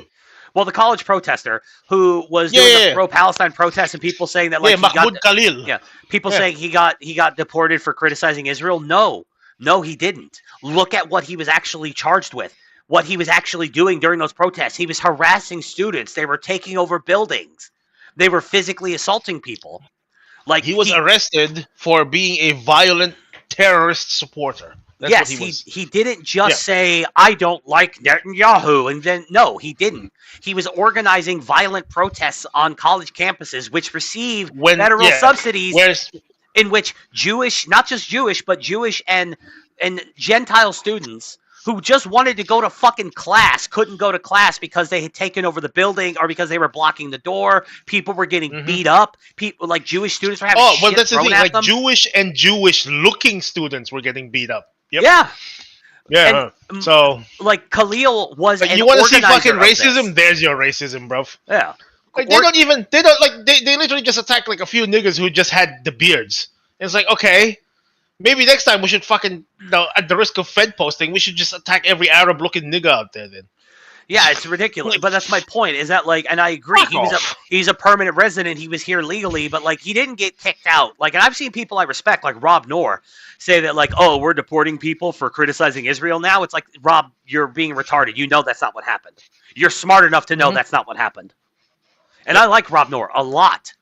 I'm just saying that, like, if people, even people I respect, are banding this shit around, like, we're deporting anybody for... No, we're not. Like, we're deporting people who deserve it. Rogan said he was open to the idea, but remained... like, on the immigration question, like, even if you have permanent residency here, assimilate or fuck off. I'm done. Like, we have a mutual friend, right? Mm-hmm. You know who I'm talking about.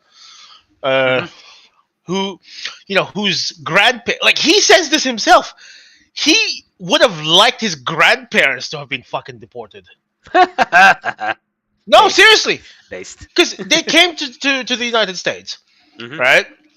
Spent fucking, the next, 50 years of their lives living here as permanent residents, never learning how to speak English, never bothering to fucking turn into citizens, never actually fully integrating. They just sat there. Yep. It's just like, nope, get them all out. Get them out. Get them the hell out of here. Rogan said he was open to the idea, but hold on, I skipped a sentence. During the conversation on Wednesday on the Joe Rogan Experience, Luna alleged that demonstrations against immigration and customs enforcement raids were funded by Chinese money. Rogan said he was open to the idea, but reminded her that the public anger also reflected fear about how the raids were being carried out. Quote, I absolutely believe this is true, he said before adding, but also it was in reaction to some of the ICE raids.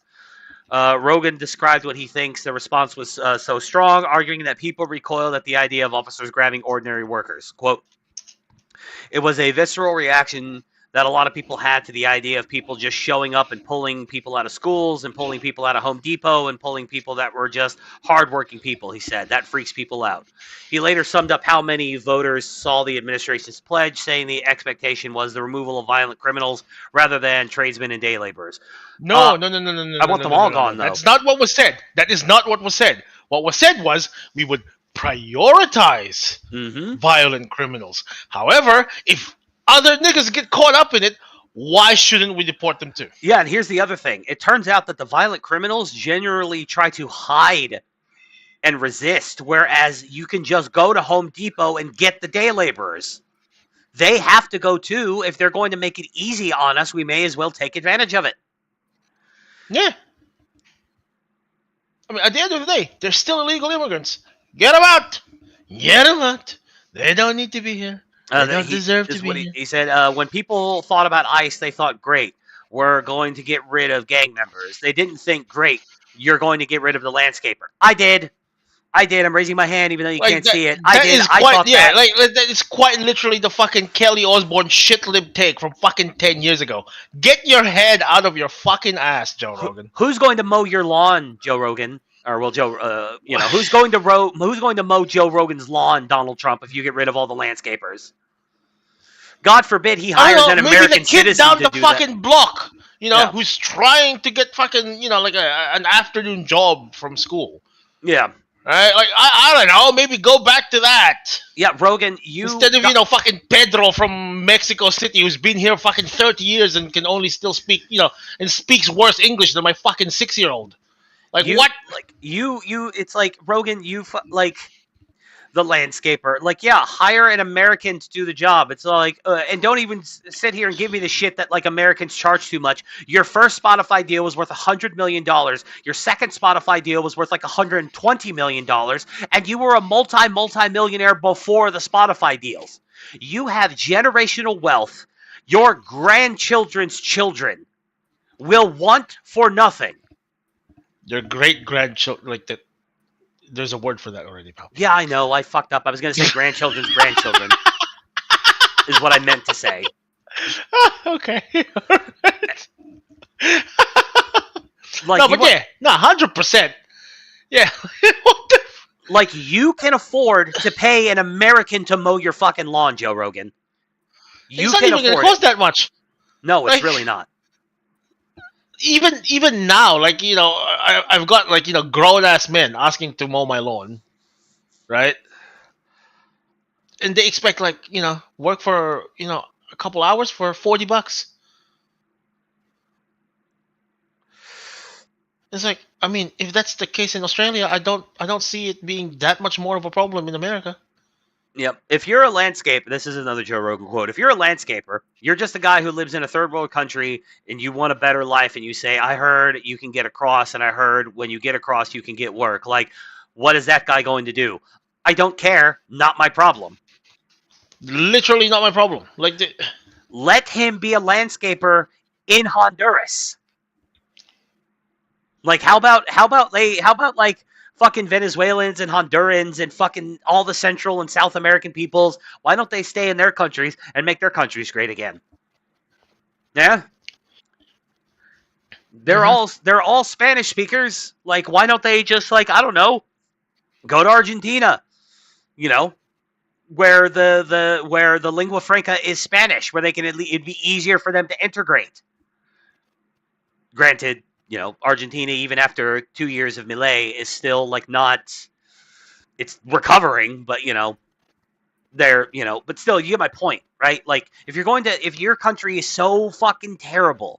Like, if you're Dominican, and the Dominican Republic is way better than Haiti, but still, like, still not a great place to live. You're a Spanish speaker. Why come to the United States where we speak English? South America... and Central America are full of Spanish-speaking countries that are not complete shitholes to live in. Well, that's not completely true. They're all mostly shitholes. But I don't understand. Like, and then, like, if you're going to come here, I understand the immigration process to get into the country is kind of difficult. It should be. It should be hard. And if you don't have the discipline and the wherewithal to get through it, that's a you problem.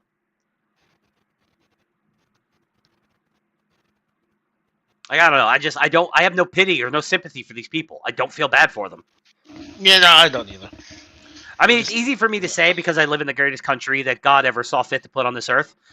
But I've never even considered the idea that if I was going to leave the country, I would go anywhere other than a country that doesn't speak English.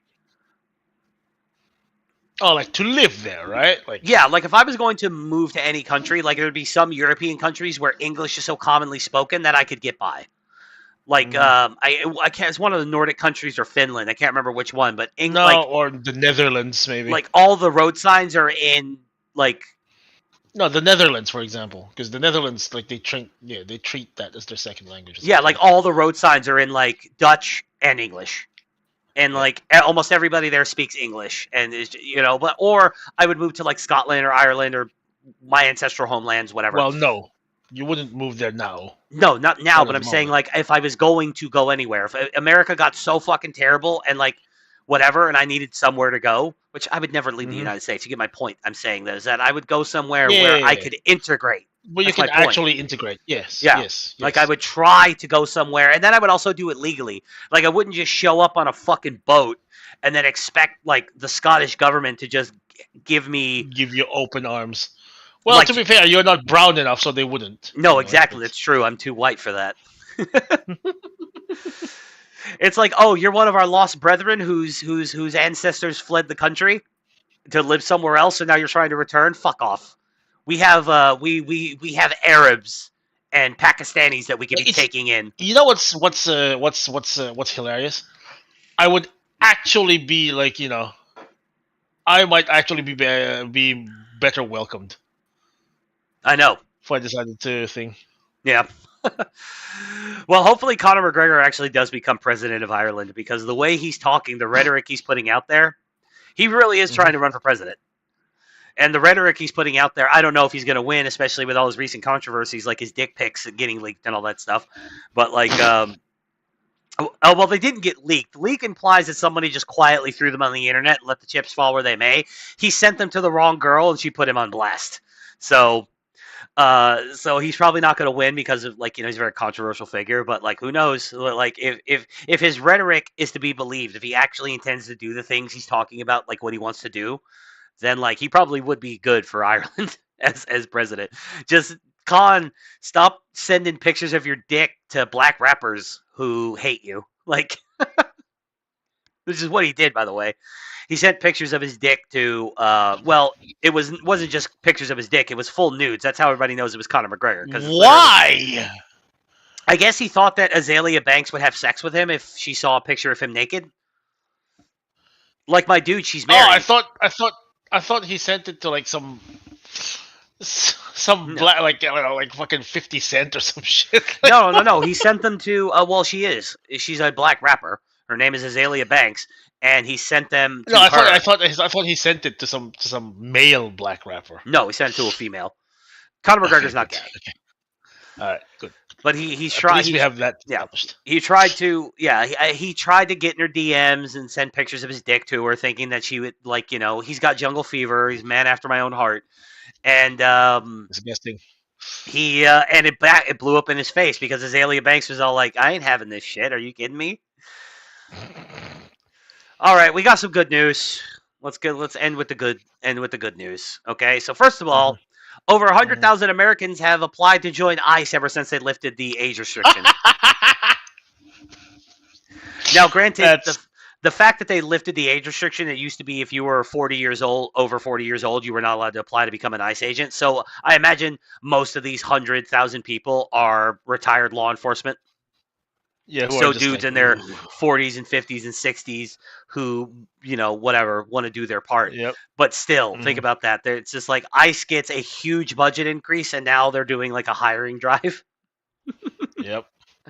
I'm doing my part. Yep. More than 100,000 Americans have applied for roles within the U.S. Immigration and Customs Enforcement since the organization began a recruiting drive at the end of last month, the Department of Homeland Security told Fox News Digital. President Donald Trump's administration launched the drive to hire 10,000 additional ICE agents at the end of July, offering incentives to candidates and removing certain limits on who can apply. The total number of applicants has now eclipsed 100,000 in barely 2 weeks. The agency had received 80,000 applicants as of August 6th. Holy shit. Quote, our country is calling you to serve at ICE. In the wake of the Biden administration's failed immigration policies, your country needs dedicated men and women of ICE. We don't need any women in ICE, I'm sorry. Unless you just want to work in the office. Unless you're doing like clerical work, yeah. No. Or like especially with the way that have you seen like some of these fucking arrests? These are nuts, man. Yeah, no, and like again, I've said this before. I don't mind the idea of like women not just doing clerical work for police work, but I think women have shown themselves over the years. Some of them have shown themselves to be effective investigators. The problem is when it's actually time to arrest the guy. Yeah. Like, but still, like, but no, we don't. Look, listen, you are going to be out here dealing with a bunch of corn-fed Mexicans. Mm-hmm. A lot of them cartel and gang members. We don't need women doing that. It's too dangerous. Yeah, no. Especially if you get caught. That's like there are hours of footage of female cops in regular American cities getting manhandled by dudes they're trying to arrest. Yep. Also, female cops kill more people than male cops do. Yes, they do because they escalate things faster. Because they have to. They can't handle them physically. Yeah. Yep. Oh my god, I thought it was my taser. I just shot him. I just fucking shot him. Yep. That video was ridiculous. It was pretty funny, yeah. Anyway, men and women of ICE to get the worst of the criminals out of our country. DHS Secretary Kristi Noem told Fox News Digital in a statement. This is a defining moment of our nation's history. Your skills, experience, and your courage have never been more essential. Together, we must defend the homeland. All ICE law enforcement recruits will be required to go through medical screening, drug screening, and complete a physical fitness test. I would probably fail 2 of those.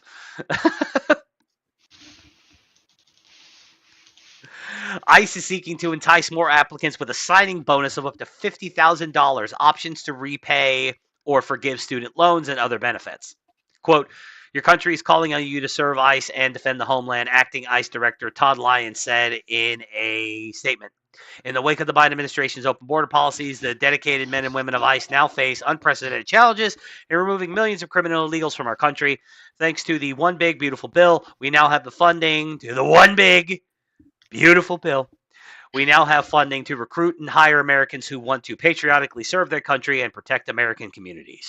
Well, yeah, that's the thing. Like, to reiterate the point, right? But the BBB gave ICE like more funding than some G7 countries. Some G7 countries' militaries. I know. That is... It's beautiful, isn't it? Ridiculously fucking awesome, actually. I know. Just like... I do, and here's the thing: like just by you know by funding metrics, right? Like ICE is like what, the 6th largest military in the world now, something like that. No, like it's like, you know, it's like the meme of the what's the top 3 navies of the world? Oh, easy: the U.S. Navy, the U.S. Coast Guard, and the U.S. fleet of museum ships. Yes. What's the 3 largest air forces in the world? Oh, that's easy: the U.S. Air Force, the U.S. Navy, and like oh my god, I think the Army's Air Corps. I think the Army's third, yeah. I think if it's not the Army, then I can't remember what it is. But yeah, of the 4 biggest air forces in the world, the United States owns 3 of them. 3 of them, yep, exactly. It's just like, it's dude, that's beautiful. Fucking amazing. Yeah, you know, it's like that stat, right? You know, out of the top 5 deadliest wars in history, 3 of them are Chinese civil wars. Yeah. And like, it's like, you know, so there's like the only one. So if it wasn't for World War II, the deadliest war in history would be a Chinese civil war. It's like, what? Yeah, I know. What the? Anyway, yeah. This is look. This is, in my opinion, an unmitigated good. This is beautiful. Yeah, and I as libertarian as I still lean on some things, I do think a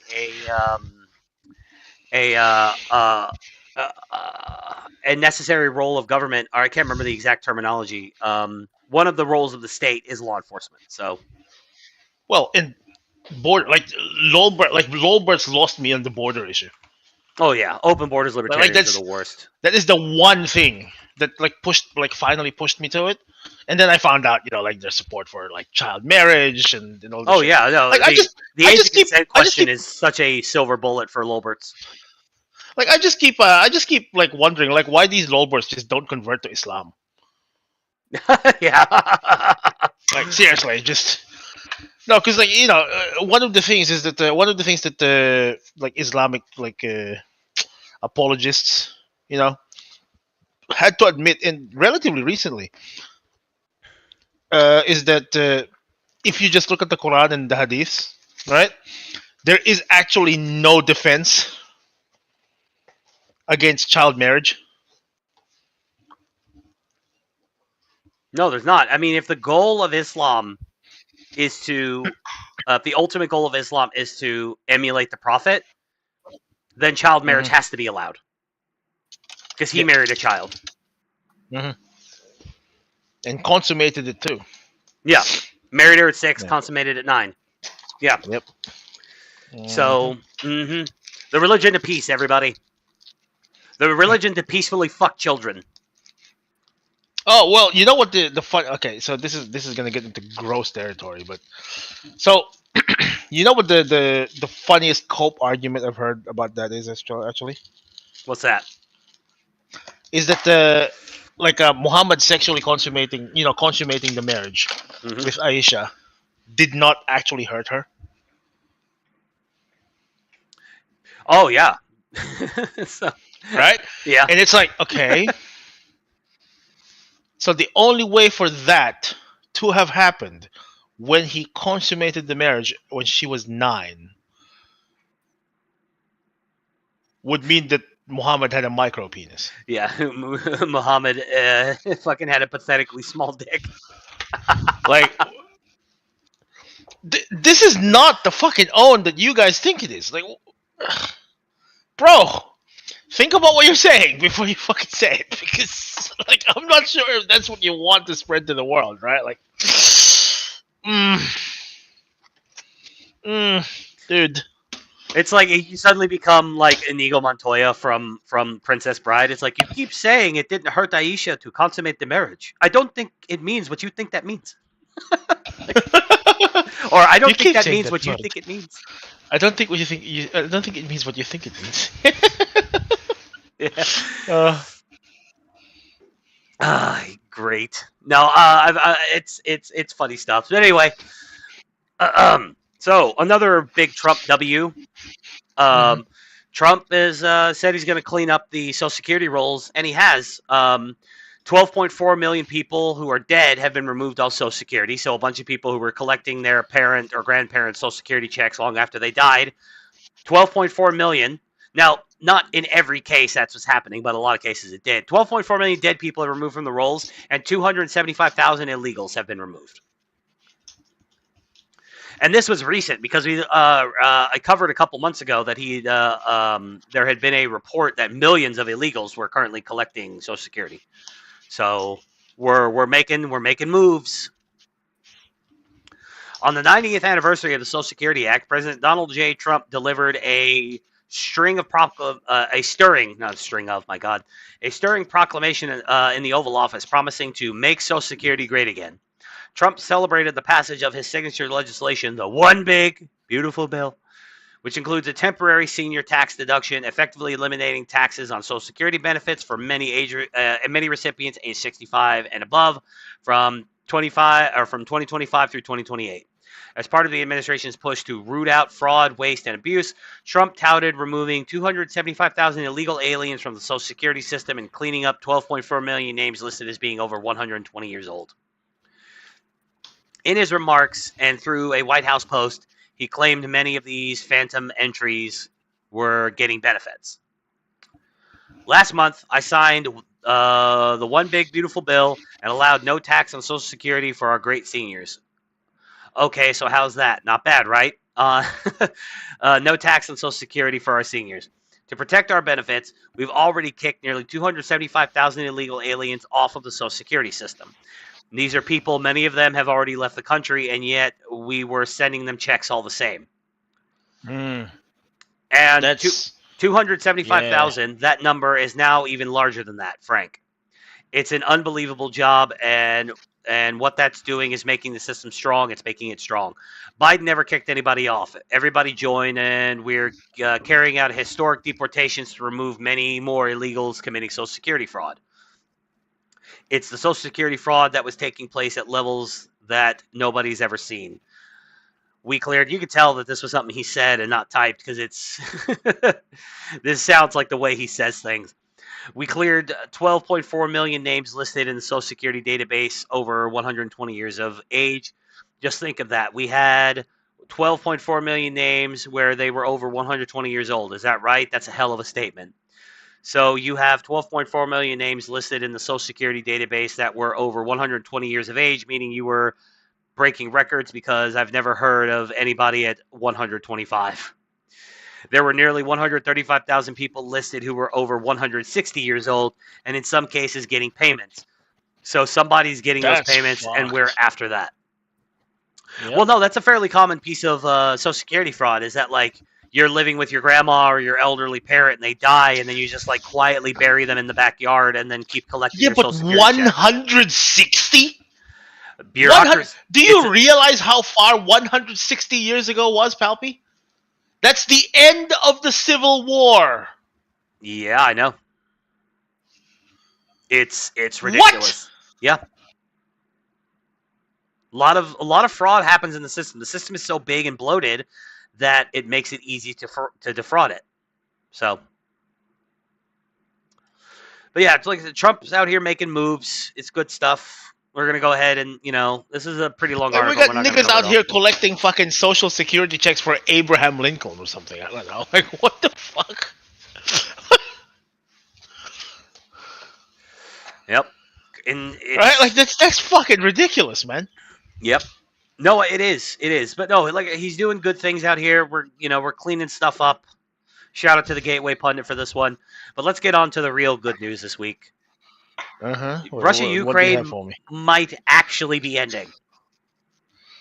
Ugh. Not for certain. I don't want anybody's hopes up, but as everybody knows, I thought we weren't going to talk about this shit fucking ever again. And then we talked about it a bunch of times ever since we made that proclamation. So we broke the seal on that a long time ago. Also, the conflict has got to a point now where like there's no Ghost of Kiev stories or any of that dumb shit anymore. Like no, it's actually like the stories for it have died down because it's essentially just been a stalemate since like 2023. Well, yeah, that's because Russia hasn't pushed. They've got the they control the territory that they want. They're not pushing further. Mm-hmm. And I don't want to say Putin's a good guy or defend Russia, but I mean like they could have crushed Ukraine by now, but they have chosen not to. Because they had a goal in mind and they got it. If it was just Ukraine participating in it, yes. I don't think like a lot of the Western powers would have stayed quiet if they did try to do that, though. Well, no, sure, but like, it's not just that Putin's a good guy. I'm not saying that's a good or a bad thing. I am saying it's a bad thing. Like, just obviously, there's also the mathematics of the thing that he knows that if he actually destroyed, leveled, or occupied Kiev, that the rest of Europe would actually get involved through more than just funding. Mm-hmm. But no, so it's but also I do think the goal was always Donbass. I don't think the goal was. Yeah, it was always those three regions, really. Yeah. Luhansk, Donetsk, and Crimea. Yeah. It was always those three. Yeah. Now, whether you think that it was right for them to do that or right for them to take it, like that's a completely different. It's a completely different argument. But I could see, could see the mathematics of the decision to do it. Is because first of all, Russia wants the Black Sea port because they don't have one otherwise, and then and Crimea. Yep. Yeah, that's Crimea, and then but also Crimea and the Donbass region are all majority ethnic Russian, and the majority language spoken in those regions is Russian. No, Donbass, yes. Crimea, no. That's I thought Crimea was like 60% ethnic Russian. Yeah, because of the Soviet Union literally flooding it with Russians. Yeah, that was 80 years ago, but I'm talking about today. No, but that's what I mean. You can see why the Ukrainians dislike it being ethnic Russian, though, right? Like, well, sure. Does that make sense? Yeah, no, I understand that, but I'm saying whether you like it or don't like it, the point is that the majority language spoken in these regions is Russian. The majority of people living there are ethnic Russians. At the time, the people, whenever asked, wanted to be a part of the Russian Federation. Now, Donbass wants to be independent, but that's not going to happen. Yeah, it's the same way that fucking Russia is dealing with like South Ossetia and all these places. Right? And then there was the fact that it's an easy propaganda victory for him at home to say that our brethren in Donbass are currently being shelled by people who wear Nazi iconography who are getting funding from the Ukrainian government in the United States. Well, so 100%. Like it did not help. We need to defend our brethren. Retarded. Yeah. So them saying we need to defend our brethren from these from the Ukrainians who are currently blowing up their homes with American weapons, because people don't talk about the Ukrainian civil war that had been happening since like 2015. Like, but anyway. So, but as everybody knows, Putin and Trump met, had a little mini summit in Alaska, and it went really well, according to Trump. A great and very successful day in Alaska. The meeting with President Vladimir Putin of Russia went very well, as did a late-night phone call with President Zelensky of Ukraine, and he said thank you this time. He didn't know, but JD was listening in. And various European leaders, including the highly respected Secretary General of NATO. It was determined by all that the best way to end the horrific war between Russia and Ukraine is to go directly to a peace agreement, which would end the war and not a mere ceasefire agreement, which oftentimes do not hold up. President Zelensky will be coming to D.C., the Oval Office, on Monday. If it all works out, we will then schedule a meeting with President Putin. Potentially millions of people's lives will be saved. Thank you for your attention to this matter. So if Zelensky agrees, now it's often him who doesn't ever want to agree to any peace talks. Now you could say, and this is also completely possible. You could say that, like, well, Putin often pays lip service to the idea that he's open to peace and that he'll sit down and talk to Zelensky, but it's like he could be lying or whatever. Well, But like, politically, if this happens, Zelensky is finished. So, oh yeah, no, his approval you can ratings see in the why. toilet. His approval ratings in the toilet. And as soon as I know. as soon as they hold an election, he's out. He's gone. But like he should just like do it because he's already like a multi-billionaire because of all the money he's laundered, like into his offshore bank accounts. Like he's set for life. Nobody's gonna prosecute him for it. So just wash your hands of the whole thing, and you and your wife can ride off into the sunset. Go live in fucking, go live in goddamn wherever. Go live in fucking. I don't know where you want to go live. Go live in France or whatever. They've been known to let disgraced leaders live in their country. Just take your billions of dollars and fuck off. So, again, we could potentially be seeing an end to this conflict finally, and then, but then also Trump decided to But whip like, his. here's my thing. Like, look,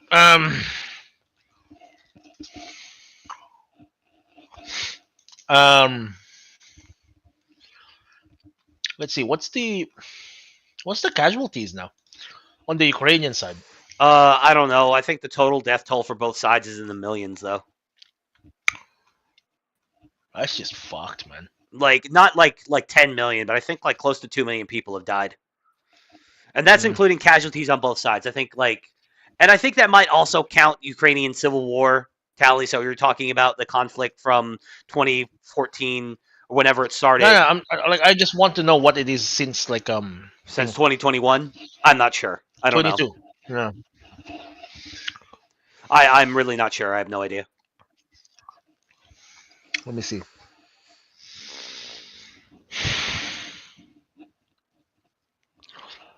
So confirmed casualties.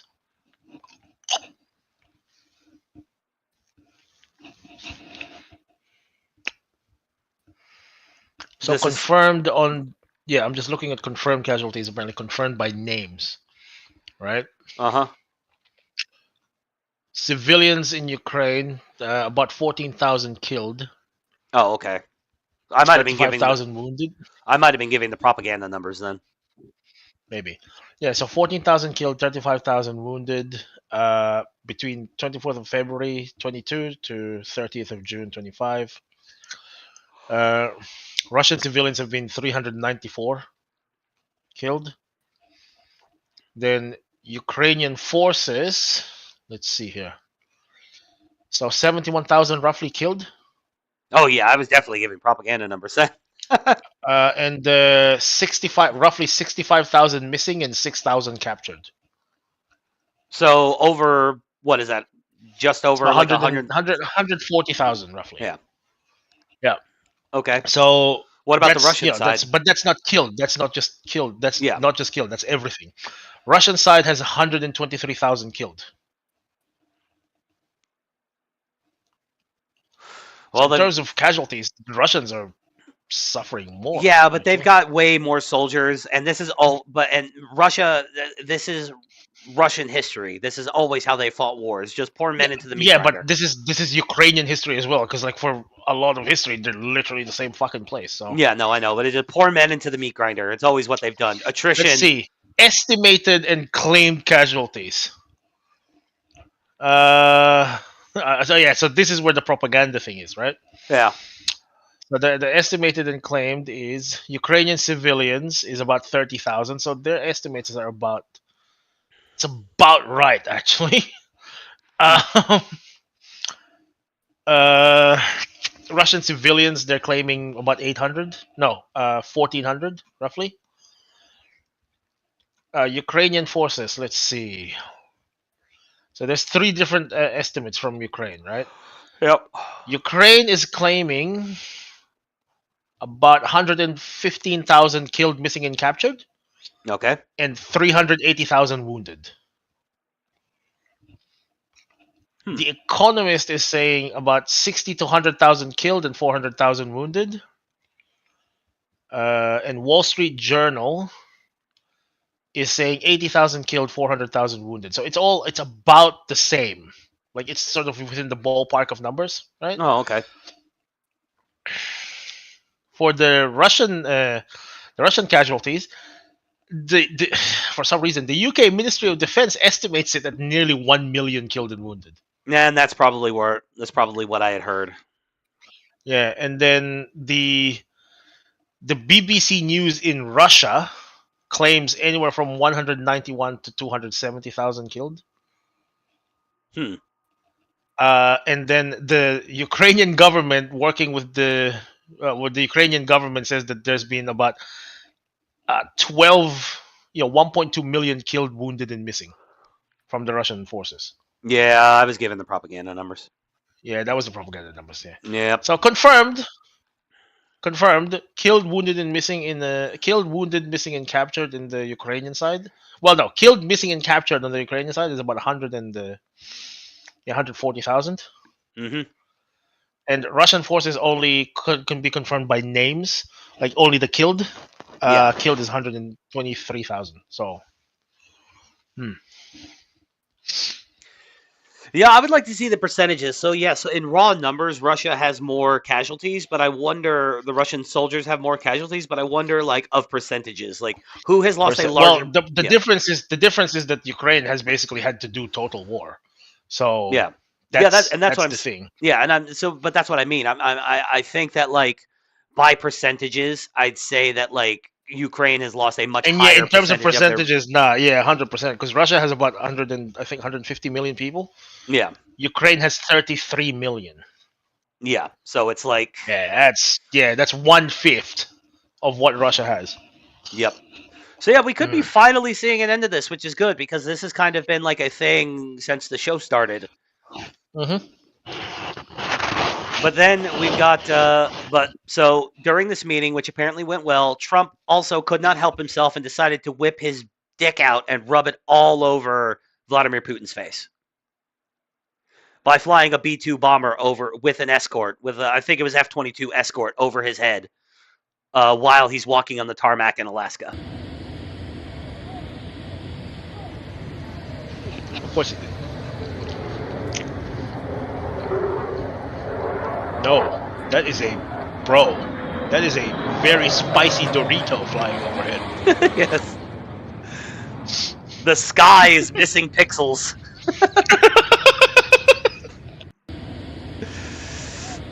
That could have been an F-35 escort, but from what I understand, normally when B-2s fly, they are escorted by 22s, not 35s. Like the escorts for the B-2s that we sent to Iran were F-22s, from what I understand. I don't know if Toby was here; he could tell me, probably just based on the silhouette. Like, well, I mean, look, and those are 35s behind them on the tarmac. Those are 35s. No, but like, I don't think it was so much as a thing because, like, you know what Operation Chrome Dome was, for example, right? Remind me. Basically, a 24/7 ongoing flight of B-52s over Alaskan and Canadian airspace during the Cold War. Oh, okay, yeah. All right. I didn't know what it was called, but I know what you're talking about. Yeah. Yeah, essentially it was like, okay, if the Soviet Union ever tried to do shit... Yeah, we're already in the air. Literally the entire fleet of fucking Strato fortresses up in the air already.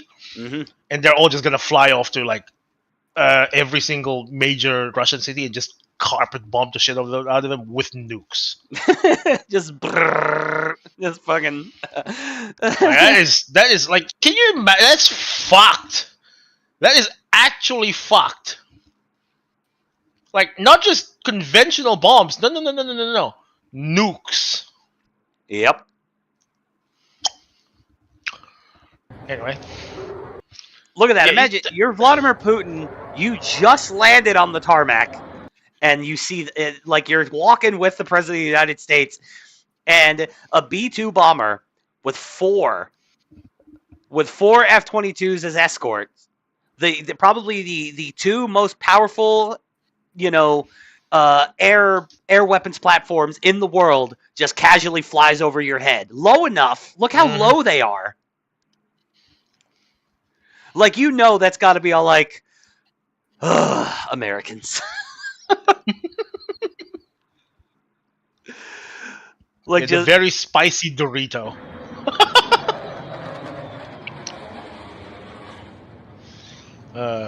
Yeah, but again, peace through strength. It's like we are projecting power, and this is how you got to do it. It's just like you got to remind him every once in a while. It's like, listen, Vlad, can I call you Vlad? I'm going to call you Vlad. Vlad, Russia, old country, great country, powerful country, but you got nothing for us. Okay? What are you going to do? Buy weapons from China? Because your SUs cannot compete with the F-Series weapons platforms. They just can't. The best SUs you have would get eaten alive by an F-22. And think about that. The F-22 is a 25-year-old. It's been in operation for like 20 years, 25 years, something like that. The design itself is like 30 years old. Like, and it's still the best fucking weapons platform we have. No. Well, yeah, didn't we first start flying F-22s like over 20 years ago? 1997. So 30 years ago, 28 years ago. Yeah, but like your design, you're saying the design is like 30 years old. No. The design is mostly built off of the fucking F-18, well, the F-16 and the F-18. So like the design is fucking 60, 70 years old.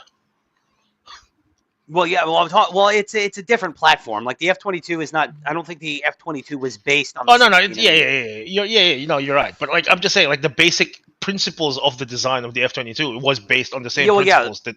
It's iterative. The F-Series, yeah. Mm-hmm. Yeah, we got the 14, the 15, the 16, the 18, the 22, the 35, and then I guess what is it? The next one, the 64. What's it going to be called? The next one?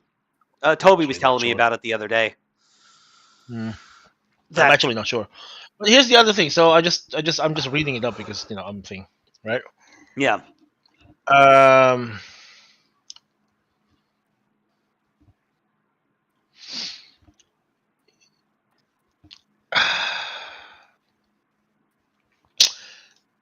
Tell me that Japan is not rearming because of China. But essentially, before the law got passed that said that, the United States government is literally not allowed to sell the F-22 even to its allies, right? Mm-hmm. Japan wanted to buy F-22s. Oh, yeah.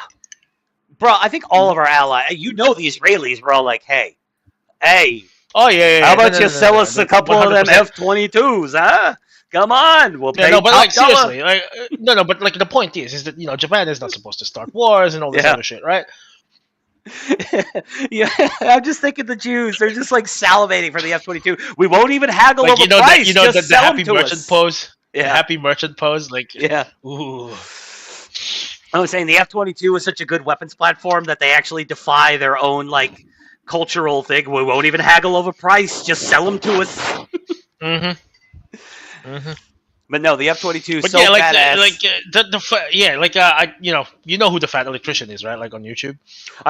I think I've heard of the channel. I don't think I've ever watched it though. Oh bro, he's so fucking funny. But like he summed this up the best way that I've ever heard it, right? Yeah. So like just to keep the enormity of this retardation in mind, capitalist America would not willingly sell the F-22 to its friends. Indeed. Because that is just how fucking ridiculous the plane is. Yep. We started selling F-35s almost immediately, and we're still like, no, the 22 is just for us. Yep. Yeah, like the Japanese, the JASDF and the IAF both have F-35s, so yeah. Yeah, 35s, yeah. Yep. Well, hell, 35. The Israelis' F-35s were used whenever they struck Iran. And the Iranians lied through their fucking teeth and said they shot one down. And we're using AI-generated photos to claim that, like, yeah, look, here's this F-35 that we shot down. Nigga, please. You guys can't even you guys can't even blow up you guys can't even blow up like SAM sites in Iraq. Like, you expect me to believe you shot down an F-35? Eat shit. No, you didn't. The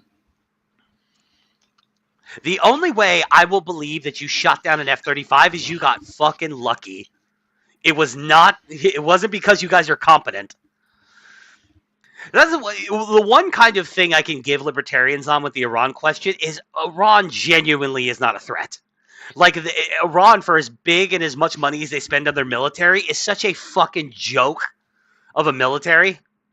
They're so incompetently manned. That's the thing. It's like, yes, of course, it's a threat, right? They're a threat. Yes, they're a threat. Well, in the sense that they're willing to, like, do ridiculous shit in order to. They have men. They have weapons. Yeah. Yeah, but it's such an incompetently run fucking system that it's just like.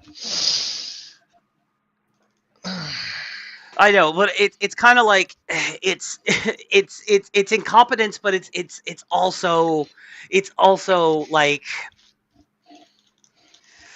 they're just okay. I was about to say they're just bad at it, but that is incompetence. So yeah, it is. It's incompetence. They just like their entire military apparatus got cucked by the Israelis in a matter of 11 days. Like 11 days. Like, I support us blowing up those nuclear sites, but at the same time, it's like we didn't have to. We really didn't. The only reason why we did was because the Israelis needed bunker busters to do it, and we won't sell them bunker busters.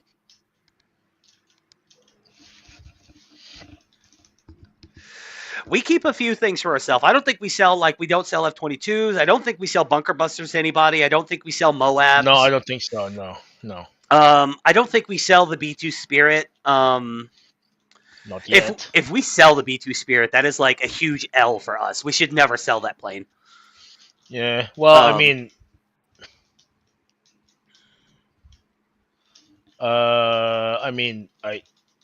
don't disagree, but also I kind of disagree, if that makes sense. Like, if we were going to sell the B-2, who would we sell it to that we could trust? No, but like if we were the British, sell maybe the B2, right? Like if we were gonna sell the B2, like I would maybe the way that the Britain is turning into an Islamic country now. Oh well, yeah, no, fair enough. Yeah. No, but like if we were to sell the B2, right? Like if a very big if, it would need to be like after the the B-21 series is fully operational. At least. Oh well, yeah. It's like, okay, you can have our leftovers, you can have our fucking hand-me-downs. Yeah. Okay. Yeah. Fair enough. Or like a 2 or 3 generations beyond the B-21s. Yeah. Yeah. No, but probably not a bad idea. If you're gonna sell it, but yeah. Yeah, like I don't know. It just seems like a I don't know, man. We'll see. Bro, just the pilots in the B-2s on the way to Iran, like the co-pilot just gets up, he's like, "Hey, bruv, I'm gonna go in the back and make some pizza rolls. You want any?" It's like, "Hey, I'm preheating the toaster oven to make some nuggies. You want some?" I mean, open up the freezer. Holy shit, dude! They gave us the dinosaur nuggies. Not wrong. Not wrong. Not wrong. And then the pilot's like, "Yeah, Air Force for a reason." The pilot's like, "Yeah, I want some nuggies, but only give me the T-Rexes. I don't want any. I don't any Brachiosaurus." Yes, I just was like, I only want T-Rex nuggies. Fucking ridiculous. Fucking ridiculous. I know, it's so great. It's like, "Hey man, you want a soda?" Of course I do. All right, that was a show. No, like it was a mostly positive show too. That was the good thing.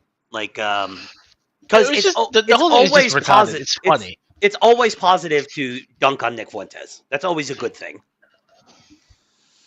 Mm-hmm. But no, it's it's good times. Things are looking up. Trump is keeping the campaign promises. Where Joe Rogan is retarded, shocking absolutely nobody. But yeah, no, good times. Good times. But anyway, yeah. Thanks for stopping by. Some of you cunts should totally get in the chat every once in a while. Be sure to like and share and sub and follow the links and sub everywhere and do all the algorithm shit because that's what you got to do. We all got to play that algo game. This is the gayest part of the show. Yeah, but it unfortunately is a necessary evil. Disgusting. Yes, it is disgusting. That's all right. Anyway. All right, let me fucking get the... I was going to bring up the outro screen, but fuck it, I don't need to. See you cunts next weekend. Yeah.